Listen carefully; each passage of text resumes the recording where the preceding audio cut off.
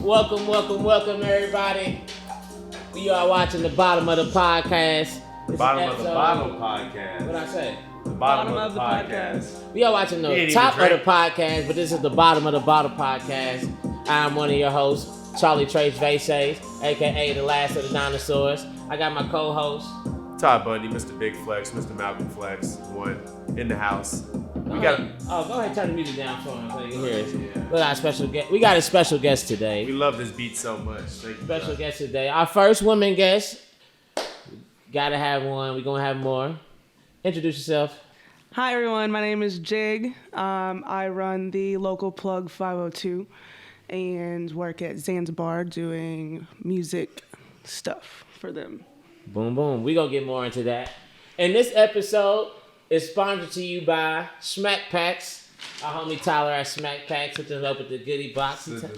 He told us to open it before we started drinking, so we gonna open this on air for y'all, man. Let's get this shit cracking. It's pretty heavy. Oh man, got a little weight to it. I ain't unwrapped a gift in years, man. I know. That's a lie. People don't love you no more. They can put your shit in Mom, bags. you need to step it up. They can put your shit in bags now. They don't even love you no more. They don't I rap. hope Charlie's mama don't see it. It's gonna be like the memes, some rapper memes. It's like, my dad ain't do nothing for me. He was never there. Meanwhile, dad was working like 12-hour shifts, looking all crazy when he hears it. Everybody put your shit in bags. I ain't saying I ain't getting gifts. I wrapped your gift. This is for me. Alright. This is for T. Okay. Sorry, Jigg, you don't get nothing. Oh, this is a heavy one. I'm assuming this is for both of us. That's the show box. Let's open the show box first. What's up, What we got? To the bottom of the bottle, boys, Charlie and T.O.D.D. Have a drink on us. Keep doing what you all doing. Much love, Tyler Smack Packs. Ooh. Ooh. The second camera roll, Spencer. Yeah, look at that. Zoom in on that. Get that. That detail. Is that what is that? Laser etching? What is that? I don't know. Sticker? Whatever it is. But that motherfucker bust down. Bust down Tatiana. One of one. Oh, the one of one. Shout out to the one of one. That's the label. Man. That's the Elijah Craig. The Elijah Craig small batch 1789 is the father of bourbon. First to char oak barrels. Okay. 94 proof. Is that what we drinking today? We was gonna drink the old folk for y'all. We had Jigg on. We was gonna do some old fashions, but shit, we can do that. We just gonna turn it up. You can go ahead and open that, and we're gonna put this one away. Yeah, let's put that old folk. Tyler did a great job. Let's see what That's else a is in great these boxes pick. first. Let's see what else is in these boxes. While we're opening ours, we can have Jigg start doing her thing. Yeah, Jigg gonna whip us up some inaugural old fashions, and we still gonna take the first shot too. Oh, of course. Okay, if you didn't know what Tyler does, Tyler has the company Smack Packs. Smack Packs, we having the cool little stickers. If you look on the back of my laptop, I got the Kobe sticker he was giving out for the frizzle. I missed that one. You know? That was cool. Smack Pack, oh, he got us the stickers. I'm gonna throw this on the laptop. You did? Open a shot here. I got the 420 pack, Todd. Hopefully I got the CBD pack. Okay, he gave us the nice logo, the nice bottom of the bottle logo, stickers. He gonna catch these all around town, nigga. We getting money. We getting money on the punk bitch. When you see that on your mama's SUV, don't get mad. Get mad and hit me up under my YouTube page. You feel me? Go, Jigg. Pour yourself. Oh, Jigg, you do got something. Yeah, I guess you go halfway. Jigg, you do got something. He must have guessed I guess. So, Jigg is the local plug. The local plug. Everybody already knows that. You didn't know. But now you know. He gave you some stickers, Jigg. Oh, I guess get gifts. See, this is the bottom of the bottle podcast. You feel me? But everybody gets gifts. I've been talking to Tyler about these stickers for like 7 months. It's the universe. Like I texted him about stickers. He texted me back 2 months later. I was like, bro, it's okay. We all busy. Same in my bag. But thank you. Bottom of the bottle. My guy, Tyler. All types of shit. And look, you already know, green, because I'm Irish. Yeah. Yeah. I want to throw this shirt on. I'm Irish too. He knew this. You know what? Charlie thinks he's Irish. Do I think I'm Irish? I think it's a really funny thing. My last name is Lewis. See, people think that I'm Irish. I'm definitely not Irish. My last name is Lewis. And keep watching on this right side of the screen and learn how to make a good old fashioned on a punk bitch. So we're starting with some Copper and King's old fashioned bitters. Wow. Usually you would use Angostura, but Copper and King's makes their own brand, so you She's should got to go support her cop alma that. mater. Yeah, I was thinking about that. Talk about your time at Copper the King, like since you just brought him up. Might as well mention them. Did you get that one? So it was actually kind of crazy because when I had first learned about Copper and Kings, I'd had 3 different encounters with people that worked there in the same week, which to me is just super coincidental. So by the 3rd time, I was like, all right, let me go see what this place is about. So I went up there and I applied and talked to some people and interviewed, and they hired me pretty much immediately, which was pretty cool. But I had never stepped Affirmative foot. action. I had never. Shut up. I had never stepped foot in a distillery before I started working there. So everything that I did learn on the job. Brandon O'Daniel, which is the master distiller, is an amazing person to learn from. So I was really blessed. Did I already put this in here? I forgot. Oh, cool. I ain't been watching. We've been opening up gifts. I'll taste it. We ain't even drink yet, and you already forget. We about to drink real quick. Shots up. I'm pretty sure I did, but I'm gonna add just a little bit more. It's alright. Ain't nothing wrong with a little sugar. That's what that was. Yeah, so this is Demerara syrup. So it's turbinado sugar, turbinado maybe actually, which is a raw form of sugar. That sounds fancy. I did wash my hands before I started doing this. Oh yeah, I hope y'all been washing y'all hands and. We'll get to that later. That it really doesn't matter. It matters. It matters. It matters. Todd. As far as the coronavirus goes, which obviously Corona or no corona, we're gonna wash talk your about. hands. Sure, yeah, it's a great practice. You know what I'm saying? But it's not gonna save you. The social distancing is gonna save you. Yeah. But you know, wash your Staying hands. off Hold that on. Tinder purple We're and gold. gonna step back about 15 seconds. Wash your hands, people. Todd made it seem like washing your hands ain't an important part of life. No. Wash Took your it out of hands. context. Go put some strength behind that, cause you. Listen, wash your hands. Okay. But don't think that it will save you. Okay. There we go. There we go. That's how. Oh. Well, this is not the right size for this, so. I'm gonna have to bear with me for a second. We're just gonna do this. Who's gonna make this? You a bartender, ain't you? I am. There you but go. I'm That's why bartending look. from the She knows how to couch improvise. on a coffee table. So, You like you're doing a good job. thanks. I'm trying my best. Nah, the best old fashions I ever had was we was in LA. LA? Oh, man. 2 of them, night over. It didn't matter where we went. Just 2 old fashions. We did a thing, well, for a few nights. So y'all might have did it the whole week. What? We was just, everywhere we went, we had to get an old fashioned at every bar just to try Oh, it we out. did that the whole month. Which one was that? I think the one that had the jazz band playing. That might have been the best joint. It was like Adults you had to go down Only? the stairs. No, not Adults Only. Dirty Laundry. Dirty Laundry. Dirty Shout out to Laundry. Dirty Laundry. Shout out for And, the Soulful Mondays. Was that West Hollywood? Yeah, that motherfucker. West Hollywood. Soulful Mondays. Soulful Mondays. That shit. That was probably the best. And it's so consistent. It was every Monday. Every Monday, just. They didn't miss. Yeah. We gonna shoot first? Yeah, we're gonna take a shot first. So we're gonna let these old fashions marinate. Okay. Right. So let's take a shot to good health.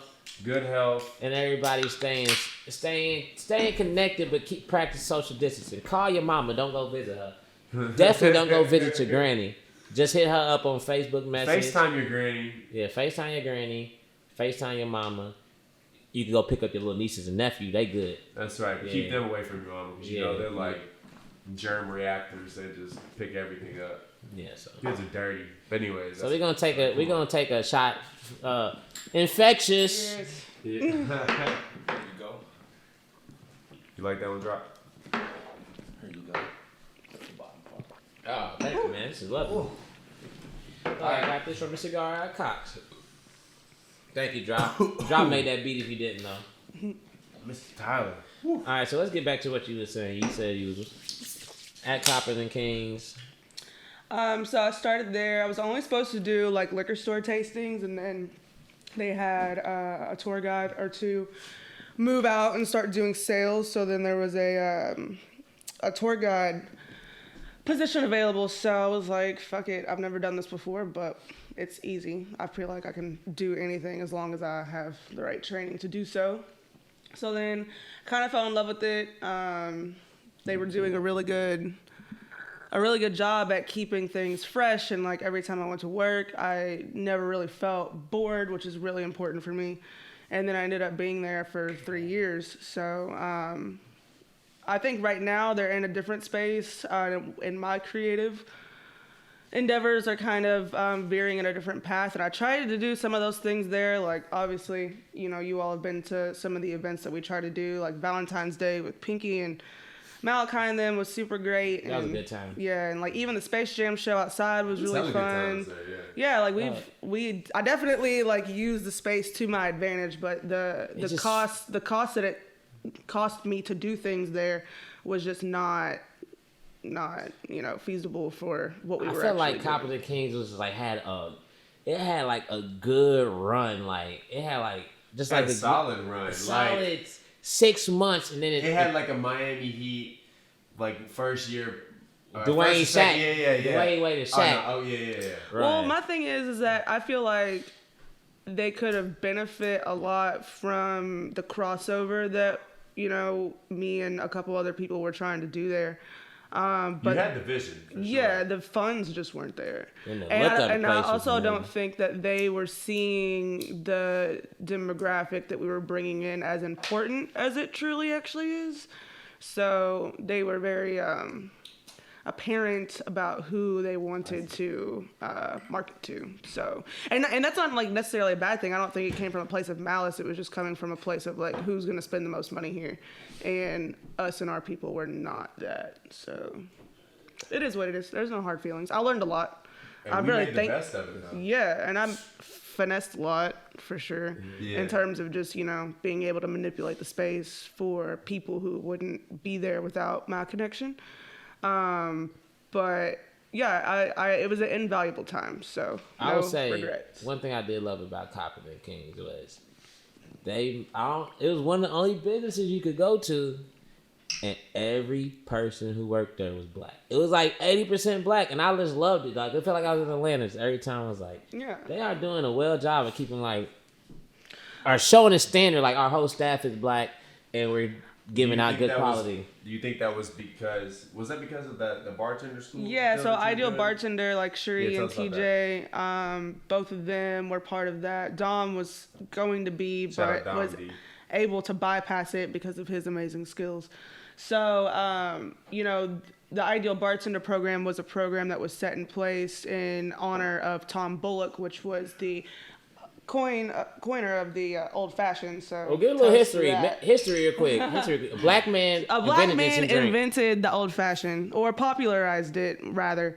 The cocktail had been written before, but it was him bartending here in Louisville at the Pendennis Club, which really popularized it. And he was a black bartender, which was very rare at the time. People came to him specifically because he was the most renowned cocktail mixologist in the city, and was the first African American to create a cocktail menu, or a cocktail manual, excuse me. How long ago was this? Like a year, or rough estimate? I should know. 50s, 60s? What's today, Todd Bullock?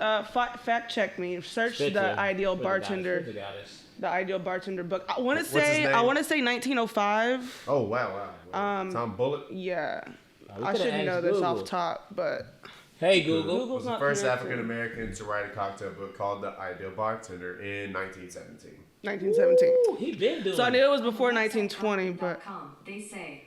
Louis Sparky, but also the first African American to write a cocktail book. Easy as on link identifier equals 1,440,457,409. Locale equals US tag equals TREHOTTOP20. The Ideal Bartender Easy as on link, which is now back in print.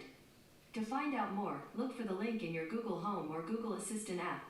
I told you stop talking to that bitch. Alright, bro. Hey, no more talking. I told you. Come unplug Google, man. She talking shit now, bro. Some shit, bro. Like she's giving out coordinates. I think that's what I was gonna say. That was cool. I thought she was giving out like the Dewey Decimal System of the book, and I was like, bitch, we are not in a library right now. Rambling on about something. Yeah, baby. Hey, lock the doors. All right. Down, bro. So 1917. Let's get back on topic. He writes this book, and it pretty much gives everyone a very concise cocktail ingredients. Like when you go back and you look at it today, there's measurements that we don't use anymore, so it's definitely super old. But it was very, pivotal in the entire cocktail making, history. So essentially, the owner of Copper and Kings and the Mayor Fisher, were in the airport together at random, and they were talking about how there was a lack of diversity in the service industry in Louisville. And the owner of Copper and Kings is from South Africa, and so he wasn't very used to not seeing a lot of people of color or just anyone that wasn't white in front of house service. And so he asked why the disparity was there. And Mayor Fisher, I don't know exactly what his answer was, but together they came up with the idea to do the Ideal Bartender School. And Copper and Kings would fund it, make sure that, the course was completely free to everyone that, attended. They just needed to be able to be present for class. And it was a really empowering course, because I don't think a lot of people in the city are offered the opportunity to understand that this is a terrible time for me to be holding this right now. Y'all just hit that. There's a lot of disparity, I think, because there's not a ton of sit-down restaurants in certain neighborhoods within the city. So, a lot of our sit-down restaurants are kind of allocated towards certain areas. So if you don't grow up going out to eat often, or if that's not a part of your upbringing, seeing yourself as a cocktail bartender doesn't really seem like a feasible career because you've never seen it before. So it doesn't mean that you might not be interested in it. It's just not in your frame of reference. I'd probably see the president before I see the cocktail I would be straight. I didn't know about cocktail bartenders 2-3 years. Like, I knew about better drinks, but you feel me? I just didn't know. Like, I didn't know if you don't world mixologist. I didn't know they have competitions. So when I was working at O'Shea's, I worked at O'Shea's when I was 20, and there was a guy named Brian who we call Cocktail Jesus. He had the carriage house. So if you're in O'Shea's, there's like the main building, and Highlands then you've got Highlands O'Shea's. It's a little bit shit. You have the main building, and then to the right you have like that small house, the carriage house. So exactly, yes. Yeah. So that this guy named Brian used to do his own like mixology program out of that bar. So when I would be serving, we would essentially have 2 separate menus. So it was almost like he made the carriage house like his own speakeasy in a way.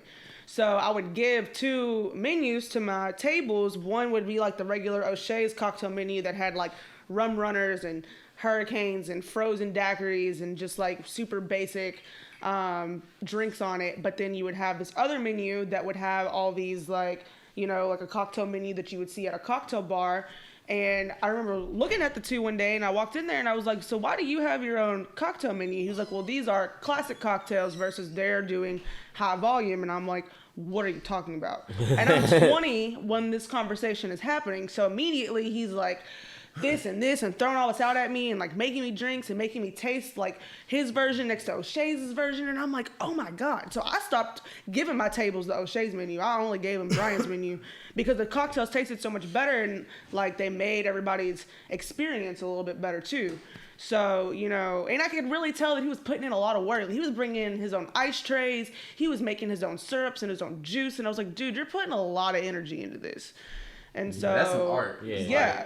Because I'm thinking of cocktails, I'm just like thinking of, I didn't really start going out to eat till I was like 20. I'm thinking like, Charlie's menu, something like a strawberry Exactly. He was on rush shit. He said, fuck it, I do it myself. Right. So, and they were kind of taking advantage of him as well. I mean, I know that like, I would say I don't think that they really understood what he was really trying to do. And they didn't think that it was necessary, which at a place like O'Shea's, it's really not. But anyway, after that, I started working at 8 Up, and then we opened 8 Up. I'm opening 8 Up while I'm 20, and which was a really interesting place to be too, because we just had like 6 weeks worth of like super intense training, and this is all circa like 2014, like Christmas. So going into there, having Sean from New Orleans come in, and he's running the bar and has all these great ideas, and so I was really like exposed to classic cocktail mixology culture at a very early age. And so I think being engulfed into the service industry at that time like really shaped a lot of how I think about everything, because I got to see alcohol from a different culture of people that are passionate about it and not people that are like abusing it and not really, respecting it for what it is. One thing I thought was cool is how you like paired drinks with your events. I don't see you do it as much anymore, but back in the day, well, I can't really anymore because Z doesn't have as much of a. Yeah, just like it was cool to like have a drink that was thought about to go with the vibe of like this the event. Gucci, The Gucci Man or the Wave Runner drink. The Wave Runner drink got people fucked up. Wave Runner drink. Was that some rum shit? What was that? That had everything. That had champagne, absinthe, gin, wine. Or it like that shit was blue. The bar made no money. The bar made no money because everybody got a free drink when they walked in, and that one drink fucked everybody up. Fucked everybody up, dude. It was like an adios motherfucker. The Wave Runner for real. Nah, I didn't miss it. No, oh, you missed the drink? I missed the drink. I was gonna take that now. I want to get back into doing that. It's just with working with Z, it's a slower process to like get those details underneath. But I think a plug punch is probably the best we're gonna get with that. But hopefully, because she is the local plug. If you didn't know, we didn't say already. We did say. And this episode is brought to you by Smack Packs. If we didn't say already, shout out to Tyler for the Elijah Craig, which goes perfect with the coronavirus. If I do say, I just feel like Elijah Craig. I think that like if I had just got the coronavirus today and I drink this bottle, it's gone. Yeah. There's an old man out there right now who's drinking Elijah Craig because he says he's gonna fight the corona. And he might get Elijah Craig. I already know. My dad would be drinking rum right now to fight the coronavirus. He wouldn't give a damn about washing his hands.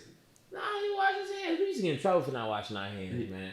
That's why I did a little post. You made a little post on Instagram. I wasn't too happy about seeing that, bro. I didn't really get to discuss that with you. Yeah, and I had some people who came in my DMs, but I wanted to smoke. I wanted to smoke because everybody. I ain't no DM where everybody. The post was I said. Tell him. I said, and I will say everything I said. I said that. Let's hear it. All my life, I have been growing up watching. Say it with the same energy you said it in that post, man, because you sound real polite right now. No, the words ain't gonna be polite. All my life, I grew up watching white people not wash their hands leaving the bathroom. It's a clear thing. I'm not saying I haven't watched black people, but I've watched more white people leave the bathroom without washing their hands. It's like a staggering rate. Like a good 75% of them leave the bathroom pissed, walk right out. They might stop at the sink to look in the mirror and still walk out the motherfucker. You think you can suppress the memory of any black person like not washing their hands? I try. When kids have traumatic experiences and then like they see the therapist. I've seen some black people not washing their hands. Suppress the shit. I've seen some black people not washing their hands, but I see it. It might be because I see more white people come out the bathroom. I don't know, but I've seen a lot of white men wash their hands. And when I wrote this, I had many people comment back in my inbox. Some white people were like, "That's kind of fucked up," but I did put on the post. I put in big words over the whole page. Not everyone, but most. So I did say it's not all y'all, and I put that over my face. You feel me? To let y'all know it's not everybody. But that's like what every racist white person says. No, but listen. I had white people like that's fucked up. Like I don't hate all black people, but them damn brothers down in blah blah blah. Hey, if I take that clip of you just saying that right there, I could ruin. You could. I don't. You could, but but back to what I was saying. I had some white people like that's fucked up, and the people who said that to ask the question, I was like, "Have your whole life have you not watched a lot of white people leave the bathroom not washing their hands?" And they all said, yeah. And I was like, have you not watched a lot, like a staggering rate? And they were like, yeah. I'm like, okay, so you get where I'm coming from, so get that. Then I had some white people agree with me. I had a lot of black people agree with me. All black people agree with me. A lot of white people agree with me. How many? I say out of the 7 people who responded to me, everybody ended up agreeing with me at the end. That's a small case study, though. 7 people. But if everybody agreed with me, like the whole house had coronavirus. You said everybody, like it's a lot of people. Everybody's 7. And like some people didn't say hi to me the next time they saw me, and I know they saw the post. It's okay. You just gotta speak. You don't call them out? Nah. You think that is out because they don't wash their hands? I ain't gonna call them out because they probably didn't. They probably didn't. You think that day they went to the bathroom and left out and then washed their hands like this motherfucker? Hey man, I have conversations. Listen, we talk about you guys. We talk about because it'll be like 2 black people in the bathroom watching the white people leave and they be like, damn, they just left and they didn't wash their hands. So like we really have conversations. People notice. Because I ain't gonna lie, when I was growing up, probably up until like high school, when I was really worried about germs, I never washed my hands. You wasn't worried about germs before high school? Fuck no. Ooh, what should I do? So yeah, like that ass, like I'm just like I'm peeing. That's my shit. Like I'm not gonna wash my hands. That's my thing. But that was the mindset. So Charlie, I'm not here to say that you were right or wrong. I'm here to stir the pot. Stir the pot, Todd. That's what we're here for. I'm here to stir the pot. I'm here to stir the bottle. So if anybody is watching YouTube and actually has a YouTube account, let us know underneath in the comments. Do majority of white people wash their hands or I just not? want to say the last time I was in the bathroom with a white girl, she did not wash her hands. How many days ago was it? I mean, it wasn't recent, but it stands out in my memory because it was I was very specifically like, oh shit. That was just the last time you had noticed it. I mean, no, I notice it all the time because it's a thing. Yeah, it's definitely a thing. Time. That's the most recent time you had noticed it. It's not the most recent time that I've noticed it. However, it is a very okay. So yes, the last time that I noticed it, yes. However, but it's a constant thing. I notice it more with this specific person because I'm around this person often. So you think that's something like you know those people that say like every time I look at the clock, it's 9:11. Every time I look at dude, I look at the clock at 10:17 every day. See, I look at 2:22 like every day 10:17. I look at 3:33. It's weird. Did I ever tell you a story about how the 2:22 and how I was convinced back when right when me and Drop first met you, we lived in an apartment. But, all right, so one time, quick story. So we were driving, getting off the 65, right there, like what is it, Arthur Street, right there by the Speedway. You can come up in the Speedway, it's on your right. And I had just been telling Drive, I think we had just started doing shrooms and like we was just like awakening ourselves. So like, every little like small thing just felt so like divine. And I had been telling him, I was like, bro, I keep seeing this 2:22 every time I look at the clock, everywhere. Every day, every single time I put my phone out, it's always 2:22, yada yada. And I was telling Drop that, I looked it up. It's like it means some shit. It means like good things are coming, whatever it was. I think that's what it was. But anyway, so we're getting off. We're pulling. We're about to go get some Rellos. We're about to smoke. And I tell Drop, I said, yo, I said the gas here at Speedway is going to be 2:22. I just seen it in my rearview mirror. And at that point in time, I was so far back that I couldn't actually see the gas sign. Drop can clarify the story. I wish he was still here. I couldn't actually see like the sign that said it was 2:22. I saw it in my rearview mirror, but it was in front of me. It was the weirdest shit. And I was like, Drop, this shit's about to be 2:22. We pull up. The gas was 2:22. He goes in, buys a Rello. By the time he comes back out, they had changed. Like, no lie. And like, we was both kind of shook. I was just like, yo, for one, how did I see that when it was unable, we couldn't see it, and I brought it up, and you still couldn't see it yet.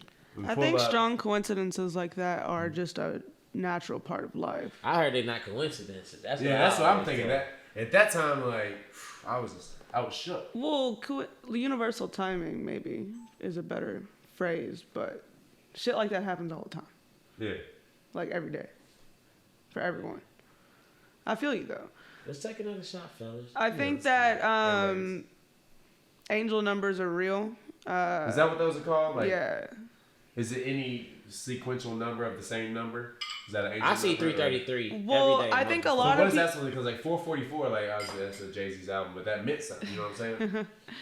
I don't know because I look at the clock at 10:17 every day, and that's not a recurring amount of numbers. You're so supposed to be signed to I guess Gucci Mane is my angel, or my guardian angel, my spirit animal or something. Trap God.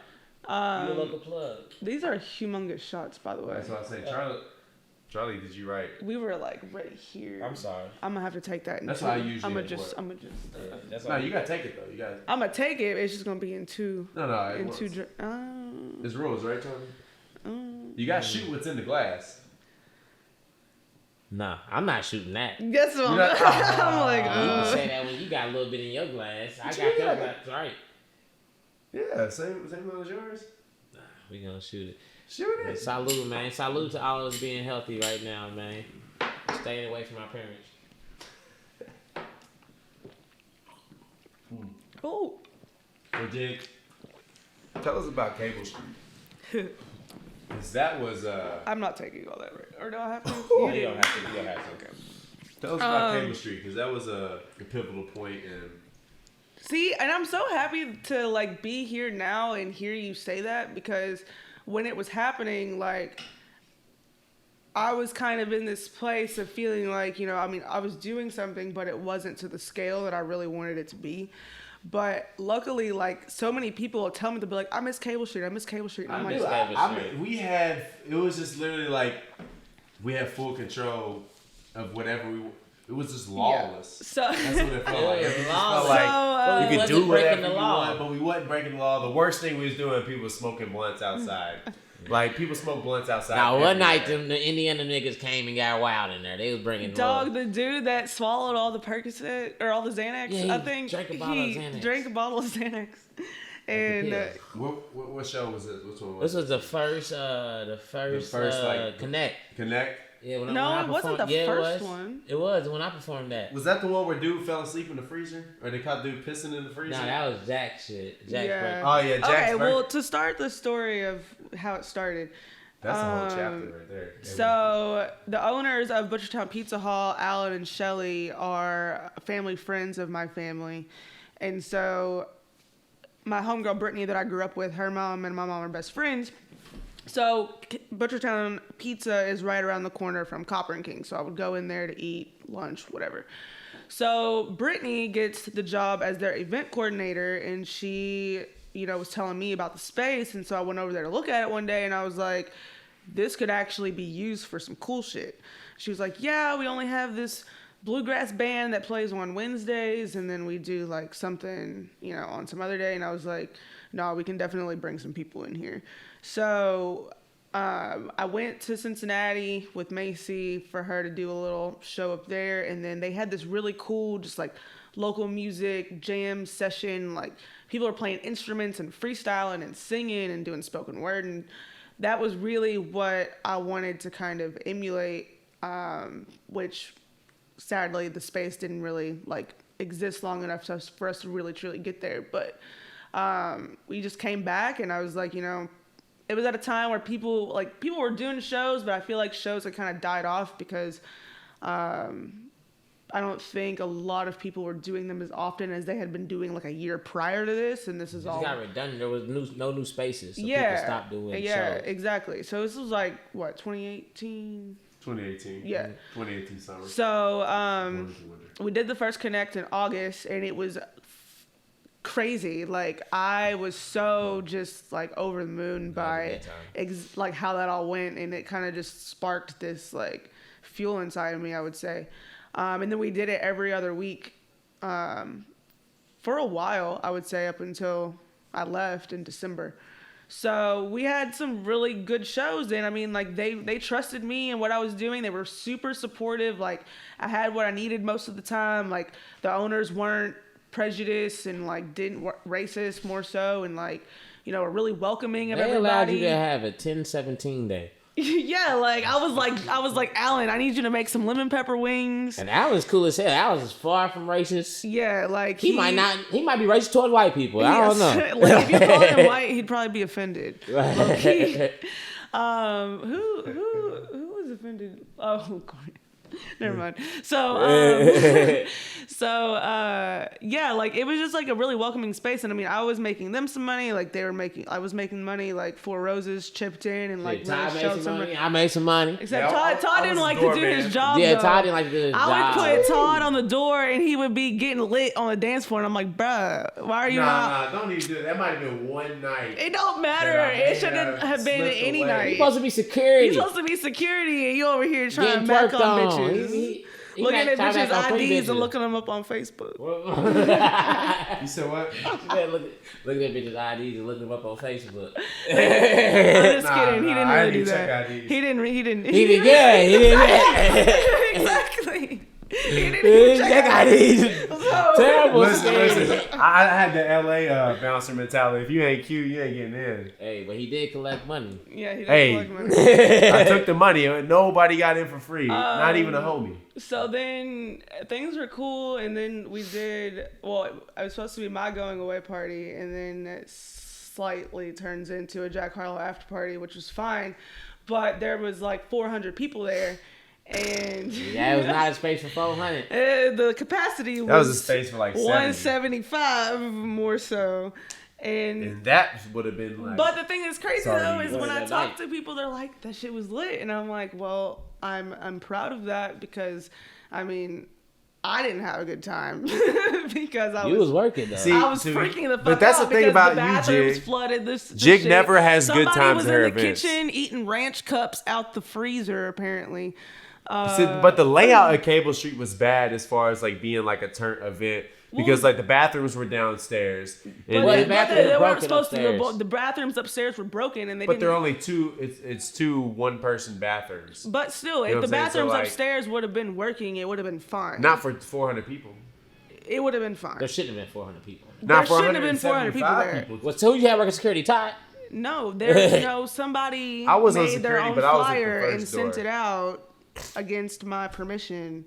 Yeah. The We're word not got mad it. It was supposed about to it. be like However, need to know. I said 50 people, not 250 people. Jack, that Jack's birthday party was probably more lit than the one he just had at Vibes. I don't know. I would Nobody agree, at Vibes was pissing. It was, I would say it was cups. lit as fuck, dog. It was wild. It was lit. Like, And it was there was some freezing ruthless cold, shit too. going on over Like in that shit. that's a testament I would say to that. I remember I had my big puffy coat. it was cold. It was cold as fuck. Well, and people were out there. yeah, It was so fat. I was on the 28th because I had left on 20th New of Year's December? Yeah. Yeah. I left on New Year's Eve, and I was so scared to even contact them to even get my money because people fuck shit up so bad. Like, fuck the I didn't computer even get systems up. paid from that because people fucked the shit up. Like, so I went to Asia and came back and like snuck in and grabbed my shit that I had rented that I didn't take back to do out before I left and took that back, and then like kind of avoided the place for a little bit, and then I ran into Shelly and Alan out one night, which they get pretty lit. And so it was like my first time and I couldn't avoid them. So I walk up and I'm like, "Hi, like, sorry I fucked up your restaurant." And they're like, "That shit was lit." They're like, "There was some bitch eating ranch cups out in the middle of the So they got a fucking floor." kick out of it. They were like, afterwards. totally illegal. Definitely could have lost our fucking business, but it was a fun ass party. So congrats. And I was just like, "Oh, okay. So y'all aren't mad?" And they're like, "No, we love you. It's fine." Like, See, I remember I held a meeting with my security team prior to the event. Who? I had these two rookies. You and Manny? No, A Good, Austin, Oh my Alex Goodman, and then Brad Hartring. Shout out to them. And shout out to Alex Goodman. shout out to He'll A Good. appreciate He's you. a character. That's my boy. We Anyways, love I love you. that. We really do. I said, all right, I'm gonna work the main door. One of y'all work the top of the stairs, and the other person worked that little side door that leads down into the restaurant. And I don't know who left their post. I just remember I was thorough with my Somebody pissed in the bar. in the freezer, right? No, they pissed behind the bar, like where the wells are at, like where the taps and the wells I are. knew somebody Someone had whipped their peed dick somewhere out they and weren't supposed to be. pissed right there. And it's like, I get it. Like, I don't want to obviously host an event that doesn't have bathrooms. Like, I freak out about the bathrooms more than anything else. Like, I'm always checking the bathrooms. Like, are people waiting? Like, do I need to redirect people? That's like, where the most That's trouble an can be important thing caused, to me in because my I'm a opinion. woman and, like, having to piss. And I mean, dudes too, obviously. But, When you're drunk, you just but you gotta make things happen. you don't go behind somebody's bar and piss. Like, go outside. Like, The fact that it was so like, there's a fucking door right there. it was like, because it was available and unattended. Like that's the thing. Like I if it won't would have been even lie. completely One of my blocked homies, off. I'm not gonna name names, but I was living in this apartment and I had a mantle in my room, and my homie who was lit gets up off the couch and walks into my room and just starts pissing in the mantle. And I look over and I'm like, "Bruh, like, what are you doing?" And he looks over and he was like, it took him a second to realize like what was going on. And then he like snapped out of it and he was like, oh shit, I'm so sorry." And I was like, you know, I can't be too mad at you. I pissed in a girl's basement before because I couldn't Like- make it up the stairs. Oh. I was so drunk I kept falling down the stairs and I just I had a homie, bro. I ain't gonna say his name just because it's a story. And we was at with my nigga Kyle Hayes' house. My nigga from college. I don't know where you at when you watch this. Shout out Kyle Hayes. And my nigga was so lit. He pissed in the corner of the Kyle's house, like in the corner room. So they furious. They furiated, if that's the right word. They furious. They mad as fuck. And why like the part why everything's going on? Yeah, like and everybody's watching them piss. Yeah, everybody's like, bro, and they tell him like, bro, so that's you're flagrant. peeing in the corner. And he's like, no, I didn't. Like, everybody just watch them do it. They're like, no, I didn't. No, I didn't. No, I didn't. And so they go outside, they kick him out, they square up, they don't fight, whatever. Oh, they fight or No, they don't fight. So whatever, he ends up back in the house. And the party kind of dies down because the nigga just pissed in the corner. You feel me? The nigga proceeds to piss in the fridge. This could not be made up. He proceeds to piss in the fridge, dog. Mm-hmm. At that point, nobody's checking him. Like at that point, what they checking? But like he's like it's a white kid, belligerent right? drunk. It's like, a white dude. Yeah, he's like drunk as like. You know how that type of drunk. He used to get it. The person whose house it was, they were white dude too. Yeah. That's the only reason this shit went as far as it did. Yeah, so he pissed in the fridge. That's when he got to get go. And I think they might have got to a little tussle or whatever. But yeah, I seen niggas get there, bro. Yeah, I'm like, how do you get so lit to where you don't know where you're pissing at? Listen, you black out. I mean, there's times where. Hey, I could tell you a story one time. I don't think I ever told anybody this story. Back when I used to live on 2nd Street, I came home from 4th Street one day. Like off Broadway? Yeah, I came home lit. Like lit. And then came home by myself. And if you come home by yourself and you got more liquor in the crib, you gonna keep drinking. You gonna keep drinking, dog. So yeah. I'll go to bed and like I'm telling y'all, I go to bed and I fucking like wake up, pee in my steamer. I got a steamer that I like holds water that you fucking gotta like to steam your clothes, and I go and I pee in it. And I don't remember it like afterwards. I don't remember it for weeks, like that peeing in the steamer. So one day I go to steam. I go to steam. You are grinding. I go to steam my clothes. No, you didn't. And like I walk in the room and the steamer is already steaming. I'm like, what the fuck is that smell, dog? Like, and then I had to go. I had to put everything together. I was like, what the fuck is this smell, bro? Like, cause you had no clue. No, and then I put it together. I'm like, bro, that one night, bro, you was that lazy, bro. You didn't want to walk to the bathroom. And you pissed in the steamer. It didn't have a clear tank? You couldn't see it? It's kind of like opaque. It's like kind of like opaque, so you can't see through that bitch, dog. It's in the bathroom. And I pissed all... Was the clothes nice, though? Huh? That you were steaming? I didn't steam the clothes yet, because they wasn't... You just heated it up, yeah, and the so smell was the just steam was already coming out of it. So when I came in the room, it smelled like a funky-ass perfume. Like, I'm like, what the fuck is that? I'm smoking. I'm like, dog, this water... I'm like... But you realized it though. You finally put everything came back weeks later. I'm like, shit, nigga, you pissed in the steamer. You have told me this story before. I must have been lit. I got a bad story, but I don't even know if it's. I don't even think I can tell us, and I'll tell a bad story too. No, this one's grimy. Like, can't even grab with a pistol through your steamer. It's worse. I have a bad one too. It's worse. It's about shit. You go. Oh, so it's worse. You go first. You mean to go first? I gotta think if I can even say this. You gotta say it. Because I know two people. One person will never watch this. The other person will be embarrassed as hell that he was even involved. You gotta tell the story. Tell yours. Okay. So I was in Italy and me and my homegirl went to Siena, and in the middle of dinner, we look at our bank accounts, and we have this full spread, okay? We've got wine, salad, steak, pasta, tiramisu, like, just balling out. We both connect to Wi-Fi and check our bank accounts, and they're both negative. Which I will say that somebody owed me $1,500 at the time, and I'm not going to say who it is, but if they ever do watch this, they fucking know. They still owe you? No, actually, yes, they do. Bums. Fucking bum, bitch. Anyway, pay the fuck up. Pay up, bitch. So you hope I don't get your name. I'll tell you after the podcast. So, at this point, I'm upset because somebody's supposed to be owing me money from October. It's April at this point. You're late. You're late. Is it after April 15th? So at this point, they don't owe you $1,500. They owe you $3,000. Yeah. Exactly. You owe their soul. So I check my shit and I'm like, fuck. She texts her, she's like, fuck. And we're like, okay, well, we got enough cash to pay. Because, I mean, at the time, like, we carried a lot of cash. So, like, our bank accounts were negative, but we had, like, money on us. You say you were in Italy? Mm-hmm. I lived in Italy for And you were 6 broke? months. I lived there. Oh, you live there. It's 6 okay to months. be broke somewhere you live. Yeah. But it's not okay to be broke somewhere you travel. No. This was I was like 4 months in of living over there, and I was supposed to have $1,500 more than I had at the time. But yeah, so love makes you do stupid shit.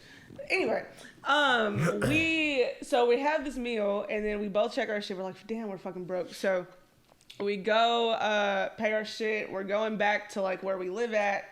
And we're both like super, super pissed the fuck off because like both of us aren't people that are comfortable with being broke. Like we was like that shit put us in a bad fucking mood. So I walk in the train station and I buy us 2 40s of Peroni, which is like Italian Bud Light. And we kill that on the first fucking train that we take. Then at the next train stop, we get a bottle of wine and we kill that fucking bottle of wine on that train. You can drink on a train? Yeah.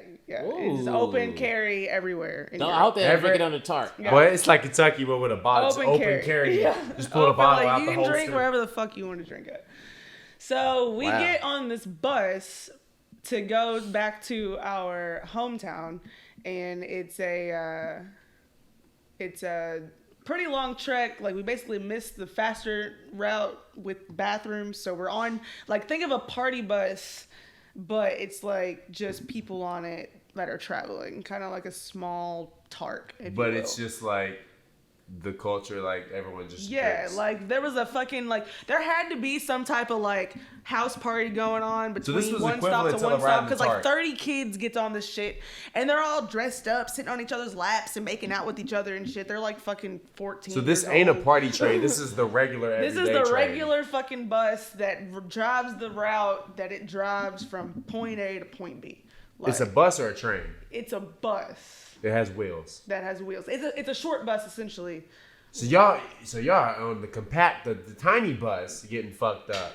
No. We were on the train getting fucked up. And then when we got off the train, sometimes at train stations you can get on buses. Then you get on the Tark 3. I get on the short Tark. Yeah. And we're on the short Tark riding through fucking no man's land in Italy.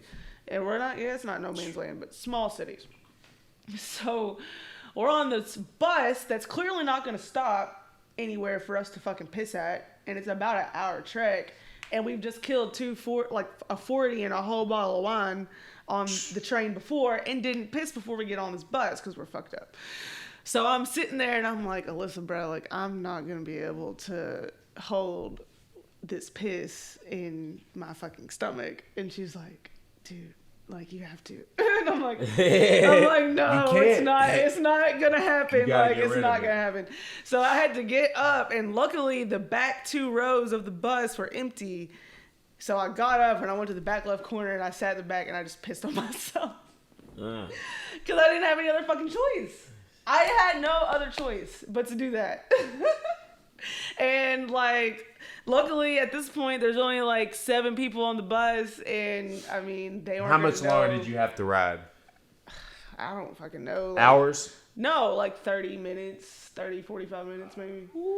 We talked a little bit about this on last episode, but you was undisciplined as me. No, I didn't get a fucking yeast infection. I had no fucking choice. They weren't gonna stop. Like they were not going to stop. So, I mean, like. You know what I'm saying? Like, I hate it. Like biology's gonna do what biology's gonna do. Like, I'm sorry. Like, at least I removed myself to the back. And I mean, if the bus wouldn't have been as empty as it was, like I wouldn't have did that sitting next to somebody. Like the whole row. How would you just gave yourself more self-control just because it was more populated? I would, if there would have been more people on the bus and I wouldn't have been able to finesse that move, I would have told the bus driver to stop. I would have walked up there and been like, basta. Shit.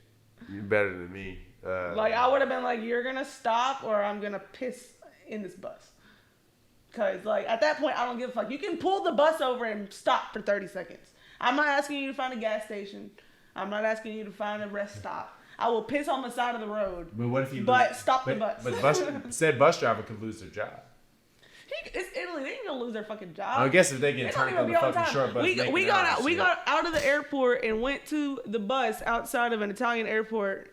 Had class, last trains to catch and everything. Like literally cutting our trip by the fucking minute. We get to the fucking bus. We're like, hey, bus was supposed to leave 3 minutes ago. They're like, not enough people. And I'm like, oh. He was like, next time, hour. I'm like. So he just has to wait until he gets more people? So we just had to wait till the next one, and then, like, okay, cool, like, fuck my plans, like, fuck everything that I'm doing. They're just like, yeah, no, there's not enough people for me to drive. See, I like that, man. Have to wait. Fuck a schedule. Just do what makes sense. I'd walk into stores when they're supposed to be open, and there'd be nobody there. I'm like, hello. They'll come out, like, 5 minutes later, like. So this quarantine shit for them is easy. No, it's not. No, it's not. They're taking it back. Actually, it's not, because they're very, like, love and passion and fuck you and fuck the government and we love each other and you can't. So they don't want to be told what to do and they want to be all over each other. Right. Well, so basically what? Because after living in Italy and then seeing the fact that Italy is the one that got fucked up, it makes sense because they're so laissez-faire with their like their attitudes. You know what I'm saying? They're like, oh well, we can't gather in the bar or this. Well, we're gonna go to the fucking park. We're gonna go to the fucking beach. We're gonna have house parties. So, because that's the type of people that they are. Like, I thought about that shit, and I was like, dude, if the city I lived in, if all the businesses were like, okay, we're shut down, then motherfuckers would have been partying in the street.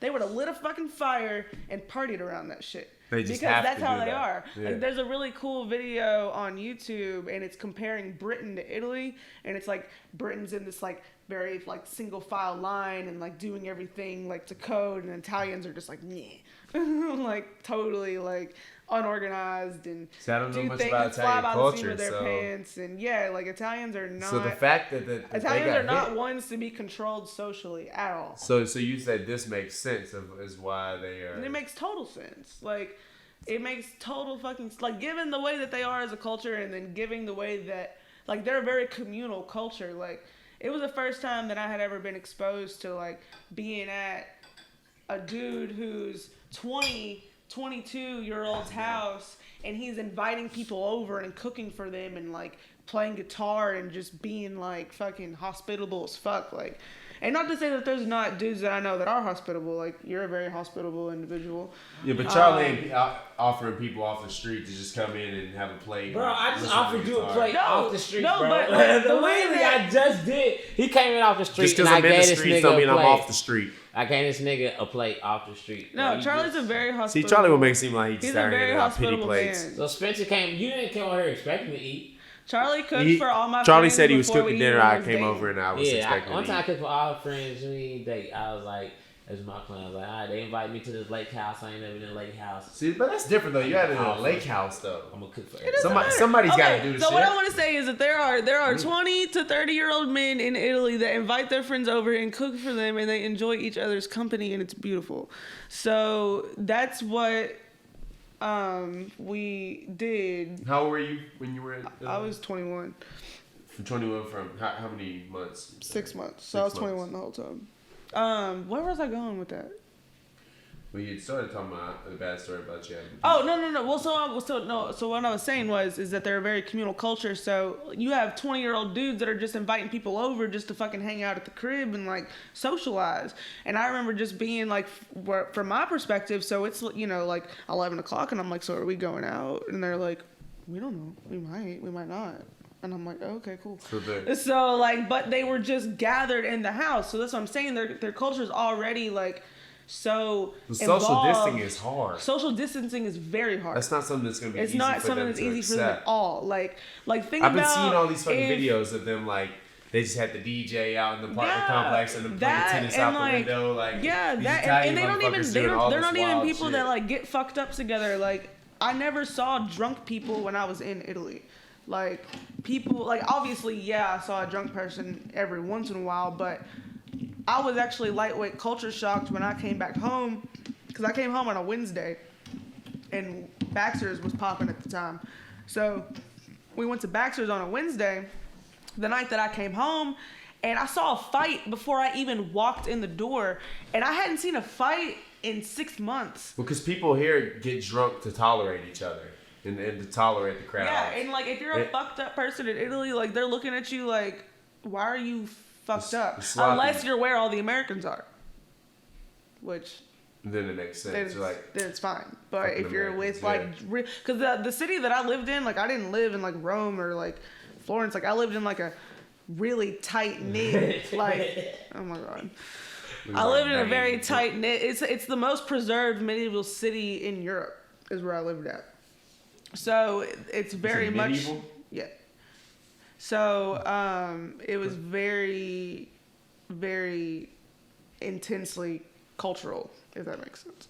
So yeah, fucked up people weren't a thing, and all the fucked up people like hung out at one bar, and it was like you knew what that bar was, but everywhere else, like if you were extra lit, they weren't feeling you. For time's sake, I'm gonna rush some points. No, you're good. First point is Todd. Tell your story real quick. Tell your story real quick. You was waiting on that one. No, then we gotta get back, and she ain't even got to the point of what she does now. So then we gotta get that out the way before I forget, and then. Listen, my story is just so inappropriate. While you start your story, I'm gonna go to the bathroom. All right. I don't even want a lady to be present for this story. No, I'm gonna still be able to hear you. I'm gonna talk real quietly.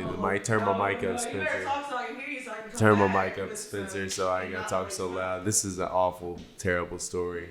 I might even get this shit edited out. I don't know. I'm gonna have to watch it when I'm sober. This shit's bad, bro. All right, so I'm gonna use names and everything. I don't give a fuck. I don't care. We can dolphin noise the names out if we see fit, but I don't think we're going to. So I'm ready to hear this. All right, so you know back when Cardinal Town was popping, right? Yeah. Like Cardinal 2013 NCAA championship days. It might have been. It was either before or after. I don't know. I know I went to a fat party there for the championship game when Louisville won it all. But all right, so Chris White had is one of his longtime girlfriends. Next. All right, off that. Yeah, next. If you know, you know. Had been dating a girl for a long, long time. She lived at Cardinal Town. Had a couple of roommates. At that time, I was staying with Drop. I think Richard might have been there too. I don't know. I was just fucking couch surfing at the Bellamy for like 3 years of my life. We stayed at the Bellamy. We lived off of fucking chicken, fucking 3-piece and some wedges from the 7th and Hill gas station. And like maybe some McDoubles and fucking potato chips and fucking Coke 45s. Like that's all we ate and drank. We just got fucked up. Some niggas right now listen to that was like, bro, that's still like that shit sound fire, bro.